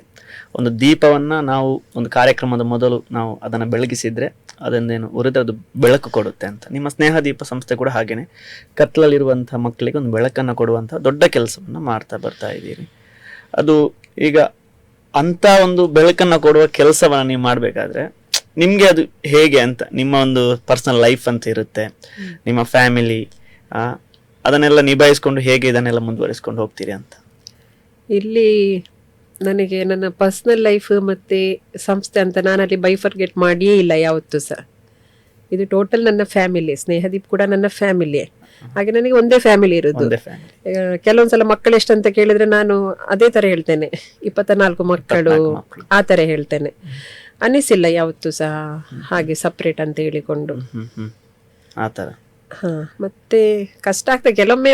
ನನ್ನ ಮಗಳೊಮ್ಮೆ ಕೇಳ್ತಾಳೆ ಕ್ವಶನ್, ನಿಮಗೆ ಅಲ್ಲಿಯ ಮಕ್ಕಳೇ ತುಂಬಾ ಇಷ್ಟ, ಅವರನ್ನೇ ಪ್ರೀತಿ ಮಾಡೋದು, ನಾನಂದ್ರೆ ಇಷ್ಟ ಇಲ್ಲ ಅಂತಲ್ಲ, ನನಗೆ ಮೈಂಡ್ ಕೊಡುದಿಲ್ಲ ಅಂತ ಒಂದೊಂದ್ಸಲ ಬರ್ತದೆ ಅವಳಿಗೆ. ಈಗ ಅವಳಿಗೆ ಅರ್ಥ ಆಗಿದೆ ಏನು ಪರಿಸ್ಥಿತಿ, ಹೀಗೆ ಅವಳನ್ನು ಸಹ ಕರ್ಕೊಂಡು ಹೋಗ್ತೇನೆ. ಅಲ್ಲಿ ಭೇದ ಇಲ್ಲ. ಈಗ ಮಕ್ಕಳು ಪ್ರೇಯರ್ ಮಾಡ್ಲಿಕ್ಕೆ ಕುತ್ಕೊಳ್ಳುವಾಗ ಅಥವಾ ಯಾರಾದ್ರೂ ಬರುವಾಗ ಅಲ್ಲಿ ಹೋದ ನಂತರ ಸರಿ ಸಮಾನರು. ಅಲ್ಲಿ ನಾನು ಅವಳನ್ನೊಂದು ಸಪರೇಟ್ ಮಾಡೋದಂತ ಇಲ್ಲ. ಕೆಲವೊಮ್ಮೆ ಈಗ ಅವಳಿಗೆ ನೋಟ್ಸ್ ಎಲ್ಲ ಇದ್ರೆ ಸಪರೇಟ್ ಕುತ್ಕೊಳ್ತಲ್ಲ, ಬಿಟ್ರೆ ಅಲ್ಲಿ ಬರುವಾಗ ಎಲ್ಲರೊಟ್ಟಿಗೆ ಕುತ್ಕೊಳ್ಬೇಕು. ಅವಳಿಗೊಂದು ಸಪರೇಟ್ ಪ್ಲೇಸ್ ಅಂತ ನಾನು ಕೊಡುದಿಲ್ಲ, ಎಲ್ಲರೊಟ್ಟಿಗೆನೆ. ಹಾಗೆ ಅಲ್ಲೂ ಕೂಡ ಸಮಾನತೆಯನ್ನ ಅಲ್ಲಿ ಕೂಡ. ಮತ್ತೆ ಇವಾಗ ಸ್ವಲ್ಪ ಹೆಲ್ತ್ ಇಶ್ಯೂಸ್ ಇಂದಾಗಿ ನಂಗೆ ಸ್ವಲ್ಪ ಕಷ್ಟ ಆಗ್ತದೆ. ಇಲ್ಲದಿದ್ರೆ ನನಗೆ ಕಷ್ಟ ಅಂತ ಅನಿಸ್ಲಿಲ್ಲ, ಎಲ್ಲ ಮ್ಯಾನೇಜ್ ಮಾಡ್ತಿದ್ದೆ. ಮನೆಯಲ್ಲಿ ಮಕ್ಕಳನ್ನು ಕ್ಲಾಸಿಗೆ ಕಳಿಸಿ ಅಲ್ಲಿಂದ ಬಂದು, ಇಲ್ಲದಿದ್ರೆ ಎಮರ್ಜೆನ್ಸಿ ಏನಾದ್ರು ಇದ್ರೆ ಸಂಸ್ಥೆಯಲ್ಲಿ ಅದನ್ನು ಯಾರಿಗಾದ್ರೂ ಒಪ್ಪಿಸಿಕೊಂಡು ಬಂದು. ಹಾಗೆ ಕೆಲವೊಂದ್ಸಲ ನಾನು ಸಂಜೆ ಇರುವುದಿಲ್ಲ, ಮಕ್ಕಳನ್ನು ಇಲ್ಲಿ ಡೈರೆಕ್ಟ್ ಸ್ನೇಹದೀಪಕ್ಕೆ ಬರ್ಲಿಕ್ಕೆ ಹೇಳ್ತಿದ್ದೆ. ಹಾಗೆ ಆತರ ಮನೆಯಲ್ಲಿ ಸಾಕು ಮಾರ ಇದ್ದಿ, ತುಂಬಾ ಕಷ್ಟ ಪಡ್ತಿದ್ದಿ, ನಿನ್ಗೆ ಬೇಡ ಏನಾದ್ರು ನಿಲ್ಸುವ ಆತರ ಯಾವತ್ತಾದ್ರೂ ಒಂದು ಮಾತು ಬಂದಿದೆ? ನನಗೆ ಯಾವತ್ತು ನನ್ನ ತಂದೆ ಇವಾಗ ಇಲ್ಲ, ಯಾವತ್ತೂ ಸಹ ಅವರು ಜಾತಿಯ ವಿಷಯದಲ್ಲಿ ಸಹ ನನಗೆ ಕಲಿಸಿಯೇ ಕೊಡ್ಲಿಲ್ಲ ನಮಗೆ. ಈಗ ಬೇರೆ ಬೇರೆ ಜಾತಿಗಳು ಇದೆ ಅಂತ ನಮ್ಗೆ ಕಲಿಸಿ ಕೂಡ ಯಾವತ್ತೂ ಹೇಳಲಿಲ್ಲ, ಅದನ್ನು ಮಾಡಿಸ ಗೊತ್ತಿಲ್ಲ ನಮಗೆ, ಅಥವಾ ಮಾಡುದು ಬೇಡ ಅಂತ ಸಹ ನನಗೆ ಹೇಳಲಿಲ್ಲ. ಫಸ್ಟಿಗೆ ಸ್ವಲ್ಪ ಅವರಿಗೆ ಒಂದು ಭಯ ಆಗ್ತಿತ್ತು ನಾನು ಸ್ಮಶಾನಕ್ಕೆಲ್ಲ ಹೋಗುವಾಗ ಸ್ವಲ್ಪ. ಯಾಕೆಂತ ಹೇಳಿದ್ರೆ ಈಗ ನಮ್ಮ ಧರ್ಮದಲ್ಲಿ ನಮ್ಗೆ ಈಗ ದಫನ ಕಾರ್ಯಕ್ಕೆ ಹೆಂಗಸರಿಗೆ ಹೋಗ್ಲಿಕ್ಕೆ ಇರುವುದಿಲ್ಲ, ಆದ್ರೆ ಇಲ್ಲಿ ಹೋಗ್ತಾರಲ್ಲ ಅವರಿಗೆ ಅದು ಒಂದು ಸ್ವಲ್ಪ ಹೆದರಿಕೆ ಆಗಿದೆ. ಫಸ್ಟಿಗೆ ನಾನು ಅವ್ರ ಹತ್ರ ಹೇಳಿರ್ಲಿಲ್ಲ ಎಲ್ಲಿ ನನ್ನ ಕೆಲಸಕ್ಕೆ ಅದರಿಂದ ತೊಂದರೆ ಆಗ್ತದೆ ಅಂತ. ಮತ್ತೆ ಒಂದು ದಿನ ಲೇಟ್ ಆಯ್ತು ನಾನು ಮನೆಗೆ ಬರುವಾಗ ಎಲ್ಲ. ಆವಾಗ ಕ್ವಶನ್ ಕೇಳಿದ್ರು, ಯಾಕೆ ಲೇಟ್ ಆಗ್ತದೆ? ಅದು ಅವರ ಕಾಳಜಿ, ಕರುಣೆ, ಅಂದ್ರೆ ಮಕ್ಕಳ ಮೇಲೆ ಒಂದು ಪ್ರೀತಿ ಇರ್ತದೆ, ಎಕ್ಸ್ಟ್ರಾ ಕೇರ್ ಇರ್ತದೆ, ಅದನ್ನು ನೋಡಿಕೊಂಡು ಅವ್ರ ನಂತರ ಕೇಳಿದ್ರು. ಮತ್ತೆ ಅವರಿಗೆ ನಾನು ಹೇಳಿದೆ ಹೀಗೆ ಅಂತ ಹೇಳಿ. ಆದ್ರೆ ಇವಾಗ ಏನಾದ್ರು ಅಂತ ಫ್ಯೂನರಲ್ ಎಲ್ಲ ಇದ್ರೆ ನಾನು ಕರಿಬೇಕಂತಿಲ್ಲ, ನನ್ನಕ್ಕಿಂತ ಮೊದ್ಲು ಅವರು ಬರ್ತಾರೆ ಮನೆಯವರು. ನನ್ನ ತಾಯಿ ಮತ್ತೆ ಅಕ್ಕನವರು, ಅಕ್ಕನ ಮಕ್ಕಳು, ನನ್ನ ಬ್ರದರ್ ಎಲ್ಲರೂ ಸಹ ಇದ್ರು. ಲಾಸ್ಟ್ ಟೈಮ್ ಸಹ ಒಂದು ಡೆತ್ ಎಲ್ಲರಿದ್ರು. ಅವರಿಗೆ ಸಹ ನಾನೆಷ್ಟು ನೋವು ತಿಂತೇನೆ, ಅವರಿಗೆ ಸಹ ಅಷ್ಟೇ ಬೇಜಾರಾಗ್ತದೆ ಅವರನ್ನು ಕಳ್ಕೊಂಡಾಗ. ಅವರು ಕೂಡ ತುಂಬಾ ಪ್ರೀತಿ ಮಾಡ್ತಾರೆ ಮಕ್ಕಳನ್ನು. ಯಾರು ಇಲ್ಲದ ಟೈಮಲ್ಲಿ ಅವರು ಕೂಡ ಮನೆಯಲ್ಲಿ ಬರ್ತಾರೆ.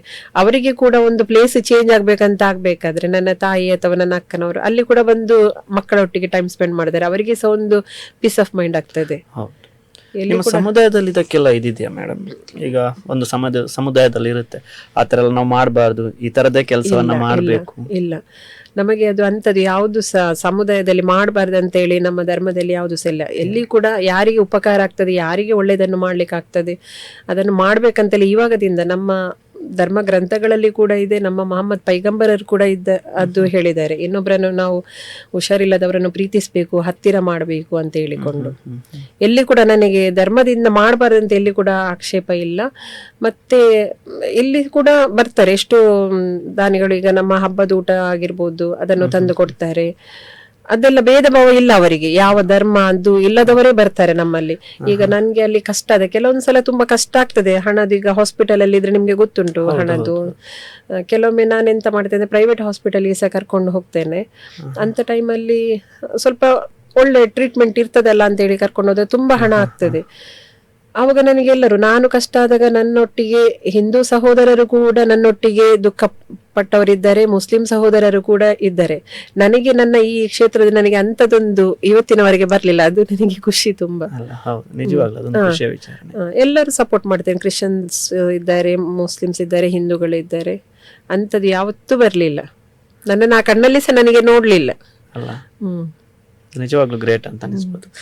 ನಿಮ್ಮ ಪರ್ಸನಲ್ ಲೈಫ್ಗೆ ತುಂಬಾ ಕಷ್ಟ ಅಂತ ಅನಿಸ್ತಿದ್ಯಾ ಇದು ಸ್ನೇಹದೀಪ? ಇಲ್ಲ, ಅದೇ ನಾನು ಸಪ್ರೇಟ್ ಆಗಿ ನೋಡದ ಕಾರಣ ಇರ್ಬೋದು, ನನಗೆ ಕಷ್ಟ ಅಂತ ಅನಿಸ್ಲಿಲ್ಲ. ಕಷ್ಟ ಅಂತ ಹೇಳಿದ್ರೆ ಇದೆ ಸ್ವಲ್ಪ, ನಾವೊಂದು ಆಫೀಸಿಗೆ ಹೋಗಿ ಬೆಳಿಗ್ಗೆ ಕುತ್ಕೊಳ್ಬೇಕಾದ್ರೆ ಏನಾದ್ರು ಪ್ರಾಬ್ಲಮ್ಸ್ ಫೇಸ್ ಮಾಡ್ಲಿಕ್ಕೆ ಇರ್ತದೆ ಆಲ್ಮೋಸ್ಟ್. ಅಂದ್ರೆ ಹುಷಾರಿಲ್ಲ, ಅದು ಇಲ್ಲ, ಅಥವಾ ಏನಾದ್ರು ಸಂಸ್ಥೆಯಲ್ಲಿ ಇಲ್ಲ, ಈಗ ಪದಾರ್ಥ ಮಾಡ್ಲಿಕ್ಕೆ ಬೇಕಾಗ್ತದೆ, ಇಲ್ಲದಿದ್ರೆ ಕರೆಂಟ್ ರಿಪೇರಿ ಇರ್ತದೆ, ವಾಷಿಂಗ್ ಮೆಷಿನ್ ಇರ್ತದೆ, ಅಥವಾ ಆ ಮಗುವಿಗೆ ಹುಷಾರಿಲ್ಲ, ಈ ಮಗುವಿಗೆ ಹುಷಾರಿಲ್ಲ, ಅದು ಒಂದು ಮೇಲೆ ಮೇಲೆ ಮೇಲೆ ಸ್ವಲ್ಪ ಕಷ್ಟ ಆಗ್ತದೆ. ಅದು ಎಲ್ಲವನ್ನು ಹ್ಯಾಂಡಲ್ ಮಾಡಬೇಕಾಗ್ತದೆ. ಅಂದ್ರೆ ಲೆಕ್ಕಕ್ಕಿಂತ ಜಾಸ್ತಿ ಸ್ಟಾಫ್ ಕೂಡ ಇಲ್ಲ. ಸ್ಟಾಫ್ ಇದ್ರೆ ಅವರಿಗೆ ಕೂಡ ಅವರದಾದ ಒಂದು ಸ್ಯಾಲರಿಯನ್ನು ಕೊಡಬೇಕಾಗ್ತದೆ. ಸ್ವಲ್ಪ ಒಬ್ಬರೇ ಮ್ಯಾನೇಜ್ ಮಾಡುವಾಗ ಸ್ವಲ್ಪ ಕಷ್ಟ ಆಗ್ತದೆ. ಅದು ಬಿಟ್ಟರೆ ಬೇರೆ ಎಂತ ಬೇರೆ ಜಾಬ್ ಮಾಡ್ತಿದ್ದೀರಾ ಮೇಡಮ್? ಇಲ್ಲ, ಇವಾಗ ಇಲ್ಲ. ಮೊದಲು ನಾನು ನಡೆಸ್ತಾ ಇದ್ದೆ ಒಂದು ಡ್ರೆಸ್ ಶಾಪ್ ಮತ್ತೆ ಟೈಲರಿಂಗ್ ಶಾಪ್ ನಡೆಸ್ತಾ ಇದ್ದೆ. ಮತ್ತೆ ಫಸ್ಟಿಗೆ ನಾನು ಮಾಡ್ತಾ ಇದ್ದೆ ಬೇರೆ ಜಾಬ್, ಒಂದು NGO ದಲ್ಲಿ ವರ್ಕ್ ಮಾಡ್ತಾ ಇದ್ದೆ. ಇವಾಗ ಯಾವುದೂ ಇಲ್ಲ, ಕೊರೋನಾದ ನಂತರ ನಾನು ಇಲ್ಲೇ ಇದ್ದೇನೆ ಮಕ್ಕಳೊಟ್ಟಿಗೆ. ಬೇರೆ ಸ್ಟಾಫಿಗಿಂತ ನಾನೇ ಇದ್ರೆ ಬೆಟರ್ ಅಂತ ಅನಿಸಿತು ನನಗೆ. ಈಗ ಯಾರು ಸ್ಟಾಫ್ ಬಂದ್ರು ಕೂಡ ಅವರಿಗೆ ಸ್ವಲ್ಪ ಸ್ಯಾಲರಿ ಜಾಸ್ತಿ ಇರುವಾಗ ಅವರೊಂದು ಹೊರಗಡೆ ಹೋಗ್ತಾರೆ. ಮತ್ತೆ ಮುಖ್ಯವಾಗಿ ಅಂತ ಹೇಳಿದ್ರೆ ಈ ಮಕ್ಕಳೊಟ್ಟಿಗೆ ಯಾರು ಕೆಲಸ ಮಾಡ್ಲಿಕ್ಕೆ ರೆಡಿ ಇರುವುದಿಲ್ಲ. ಅಂದ್ರೆ ಮಾಡ್ತಾರೆ, ಅಂದ್ರೆ ದೂರದಿಂದ ಒಂದು ಆತರ ನನಗೆ ಇಷ್ಟ ಇಲ್ಲ ಮಾಡುದು. ಹಾಗೆ ಯಾವಾಗ್ಲೂ ಪ್ರೊಫೆಷನಲ್ ಆಗಿ ಅಲ್ಲ, ಒಂದು ಹಾರ್ಟ್ಲಿಗೆ ನಾವು ಒಂದು ಮಾಡುವಾಗ ಮಾಡ್ಬೇಕು.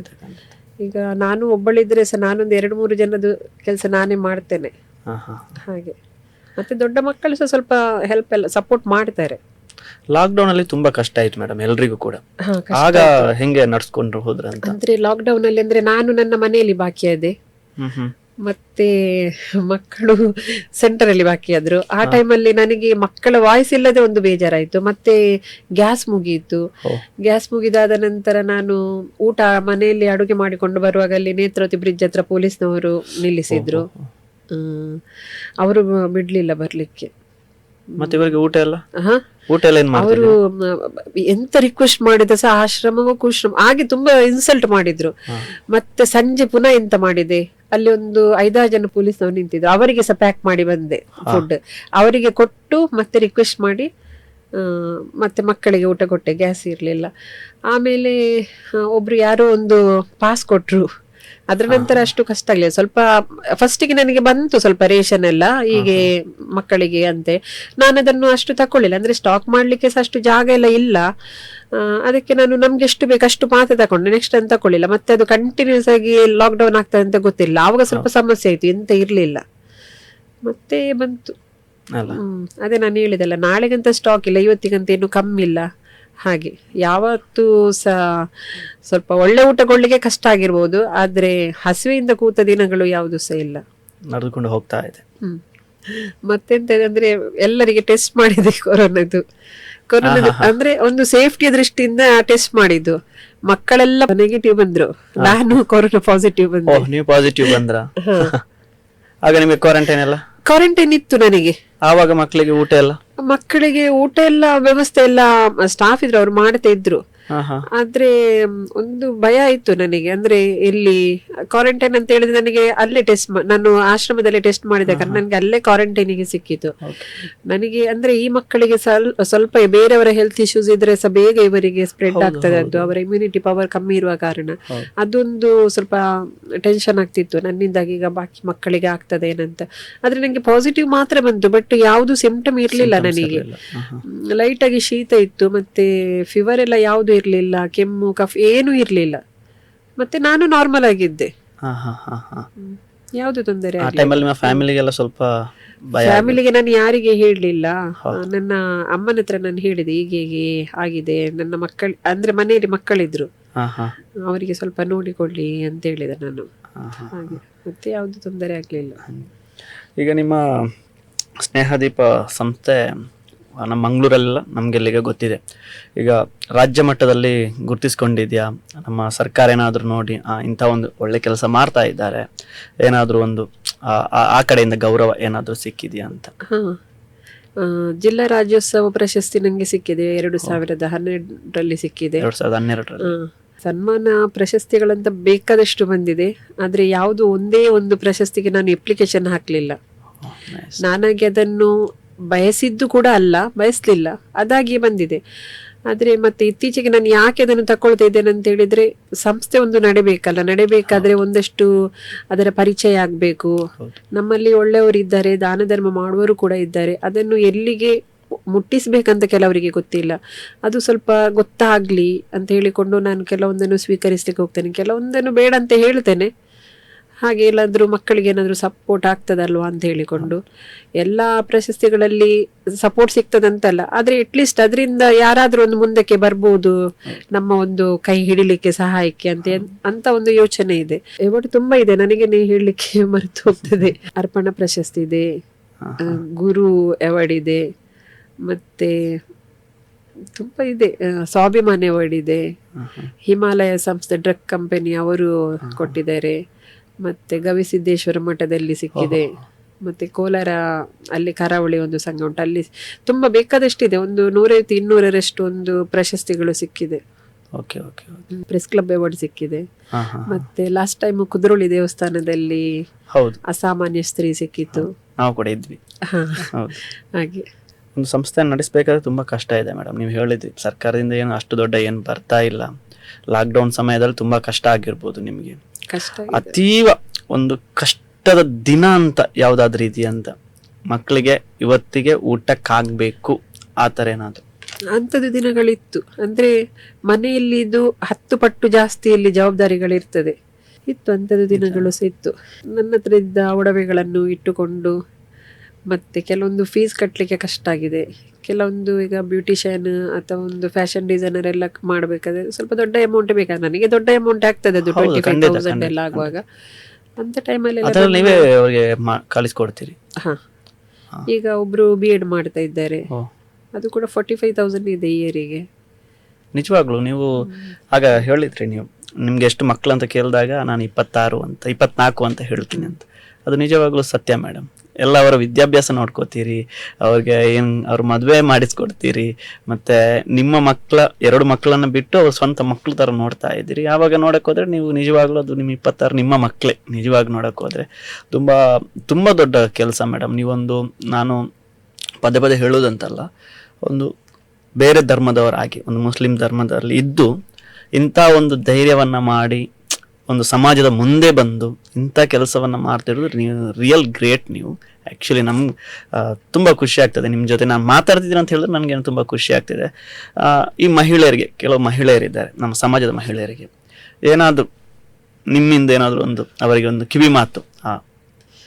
ಮಹಿಳೆಯರು ಕೂಡ ಯಾವುದು ವಿಷಯದಲ್ಲಿ ಅಸಮರ್ಥರು ಅಲ್ಲ ಅನ್ನೋದಕ್ಕೆ ನಾನೇ ಕಾರಣ. ಹಾಗೆ ಅದನ್ನು ಅರ್ಥ ಮಾಡಿಕೊಳ್ಬೇಕು, ಏನೆಲ್ಲ ಇದೆ, ಏನೆಲ್ಲ ಮಾಡ್ಬೋದು ಅಂತ ಹೇಳಿ. ಎಲ್ಲರಿಗೆ ಒಂದು ಸಂಸ್ಥೆಯನ್ನು ಕಟ್ಟಲೇಬೇಕಂತ ನಾವು ಹೇಳಲಿಕ್ಕಾಗುದಿಲ್ಲ, ಆದ್ರೆ ನಾವು ಇನ್ನೊಬ್ಬರಿಗೆ ಹೆಲ್ಪ್ ಮಾಡ್ಬೋದು. ನಾನೀಗ ಈ ಸಂಸ್ಥೆಯನ್ನು ಬಿಟ್ಟು ಸಹ ನಾನು ಬೇರೆ ಸಹ ತುಂಬಾ, ಈಗ ಕೆಲವು ಹುಷಾರಿಲ್ಲದಿದ್ರೆ ಅವರಿಗೆ, ಅಥವಾ ಎಲ್ಲಿಯಾದ್ರೂ ಯಾರಿಗಾದ್ರೂ ಸ್ಕಾಲರ್ಶಿಪ್ ಸಿಗುದಾದ್ರೆ, ಯಾರಾದ್ರೂ ಒಂದು ಅನಾಥ ಮಕ್ಕಳಿಗೆ ಏನಾದ್ರೂ ಹೆಲ್ಪ್ ಮಾಡಿದ್ರೆ ಅದಕ್ಕೆಲ್ಲ ನಾನು ಅವರಿಗೆ ಸಪೋರ್ಟ್ ಮಾಡ್ತೇನೆ.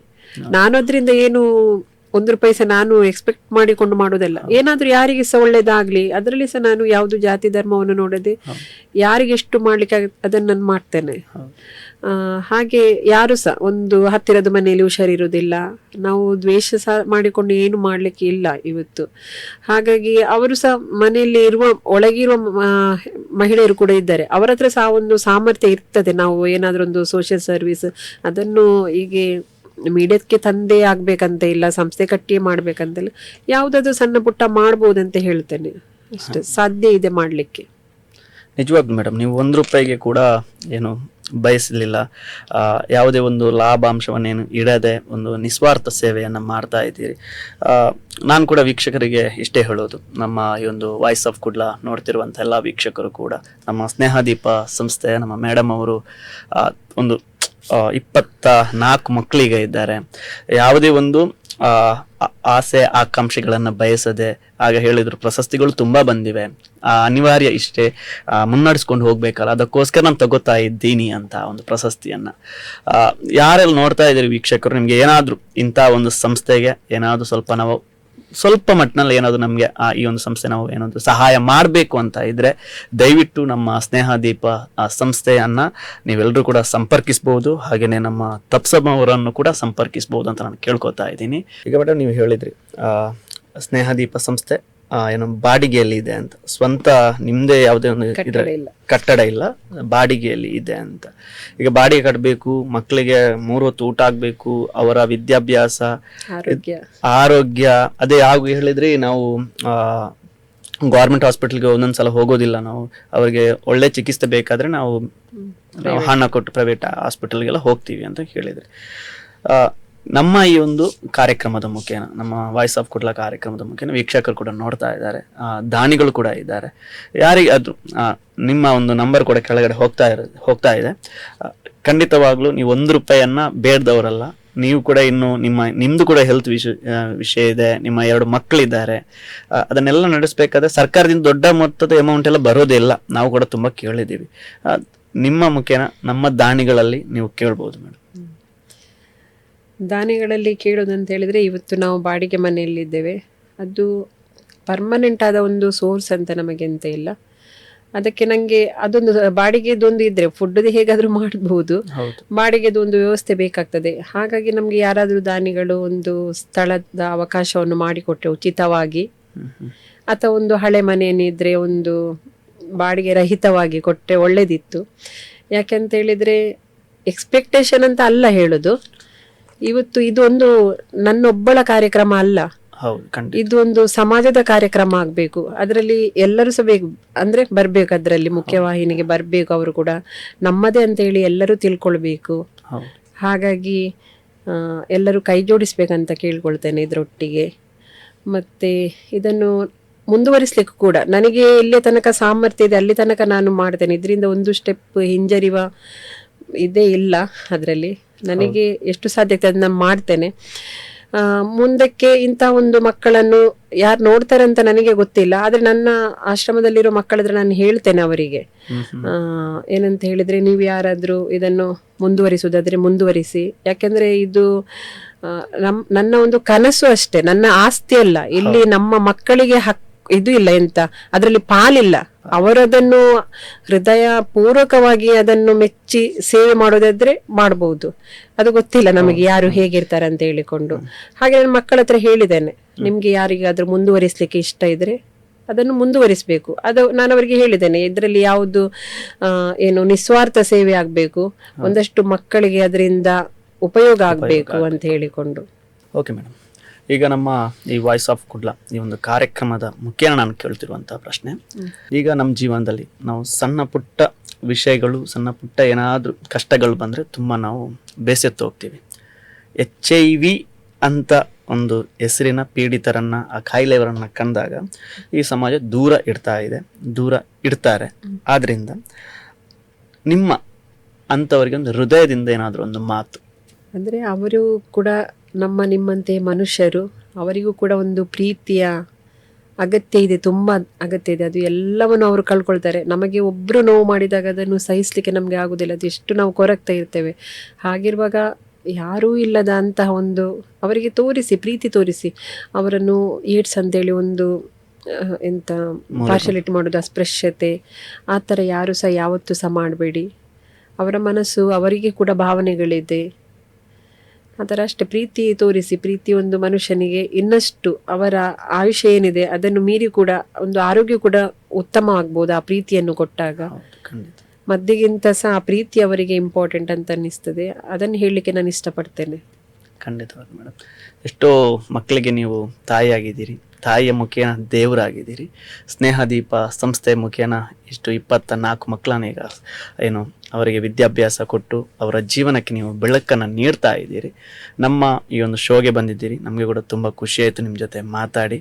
ಹಾಗೆಯೇ ನಾನು ಕೂಡ ಎಲ್ಲ ವೀಕ್ಷಕರ ಹತ್ರ ಕೇಳೋದಿಷ್ಟೇ, ಸ್ನೇಹದೀಪ ಸಂಸ್ಥೆ ಮುಖೇನ ಎಷ್ಟೋ ಮಕ್ಕಳನ್ನು ಆರೈಕೆ ಮಾಡ್ತಾ ಇದ್ದಾರೆ. ನಾವೇನು HIV ಅಂತ ತಕ್ಷಣ ಎಲ್ಲಿ ನಾವು ದೂರ ಓಡಿ ಹೋಗ್ತೀವೋ ಅಂಥ ಸಮಯದಲ್ಲಿ ಅಂಥ ಮಕ್ಕಳನ್ನು ಮಡಿಲಿಗೆ ಹಾಕ್ಕೊಂಡು ಅವರ ಸೇವೆಯನ್ನು ಮಾಡ್ತಿರುವಂತಹ ನಮ್ಮ ಮಹಾತಾಯಿಯವರು. ಆದ್ದರಿಂದ ನಾನು ಕೂಡ ಕೇಳೋದಿಷ್ಟೇ, ಅವರು 1 ರೂಪಾಯಿಯನ್ನು ಏನು ಆಸೆ ಪಡದೆ ನಿಸ್ವಾರ್ಥ ಸೇವೆಯನ್ನು ಮಾಡ್ತಿರುವವರು. ಅವರು ಬಾಡಿಗೆಯ ಒಂದು ಕಟ್ಟಡದಲ್ಲಿ ಆ ಮಕ್ಕಳನ್ನ ಈಗಲೂ ಕೂಡ ಸಾಕ್ತಾ ಇದ್ದಾರೆ. ಅದಕ್ಕೆ ನಾವು ಸ್ವಲ್ಪ ನೆರವಾಗಬೇಕು. ದಾನಿಗಳಿದ್ರೆ ದಯವಿಟ್ಟು ನಾವು ಕೆಳಕೊಟ್ಟಿರುವಂತಹ ಏನು ನಂಬರ್ಗೆ ಅವರನ್ನು ಸಂಪರ್ಕಿಸ್ಬೋದು. ಹಾಗೆಯೇ ಈ ಒಂದು ವಾಯ್ಸ್ ಆಫ್ ಕುಡ್ಲ ಕಾರ್ಯಕ್ರಮಕ್ಕೆ ಬಂದದಕ್ಕೆ ಮೇಡಮ್ ನಿಮಗೆ ತುಂಬ ಹೃದಯ ಧನ್ಯವಾದಗಳು. ಈ ಒಂದು ಸ್ನೇಹದೀಪ ಸಂಸ್ಥೆ ಇನ್ನೆತ್ತರಕ್ಕೆ ಬೆಳೆಯಲಿ. Thank you. ಹಾಗೆಯೇ ನಿಮ್ಮ ಒಂದು ಅತ್ಯಮೂಲ್ಯವಾದಂತಹ ಸಮಯವನ್ನು ನಮಗೆ ಕೊಟ್ರಿ, ಅದಕ್ಕೆ ನಮ್ಮ ವಾಯ್ಸ್ ಆಫ್ ಕುಡ್ಲ ಕಡೆಯಿಂದ ಇನ್ನೊಮ್ಮೆ ನಿಮಗೆ ಪ್ರೀತಿಯ ಅಭಿನಂದನೆಗಳನ್ನು ಸಲ್ಲಿಸ್ತಾ, ಥ್ಯಾಂಕ್ ಯು. ಹಾಗೆಯೇ ವೀಕ್ಷಕರೇ, ಇಲ್ಲಿ ತನಕ ಸ್ನೇಹದೀಪ ಸಂಸ್ಥೆಯ ಬಗ್ಗೆ ನಾವು ಕೇಳ್ಕೊಂಡು ಬಂದ್ವಿ. ಹಾಗೆಯೇ ಇನ್ನು ಮುಂದಿನ ಸಂಚಿಕೆಯಲ್ಲಿ ಹೊಸ ಜನ, ಹೊಸ ಕತೆ, ಹೊಸ ವಾಯ್ಸ್ ಜೊತೆ ಬರ್ತೀವಿ. ಅಲ್ಲಿ ತನಕ ನೋಡ್ತಾ ಇರಿ ನಮ್ಮ ಕುಡ್ಲ ವಾಹಿನಿ.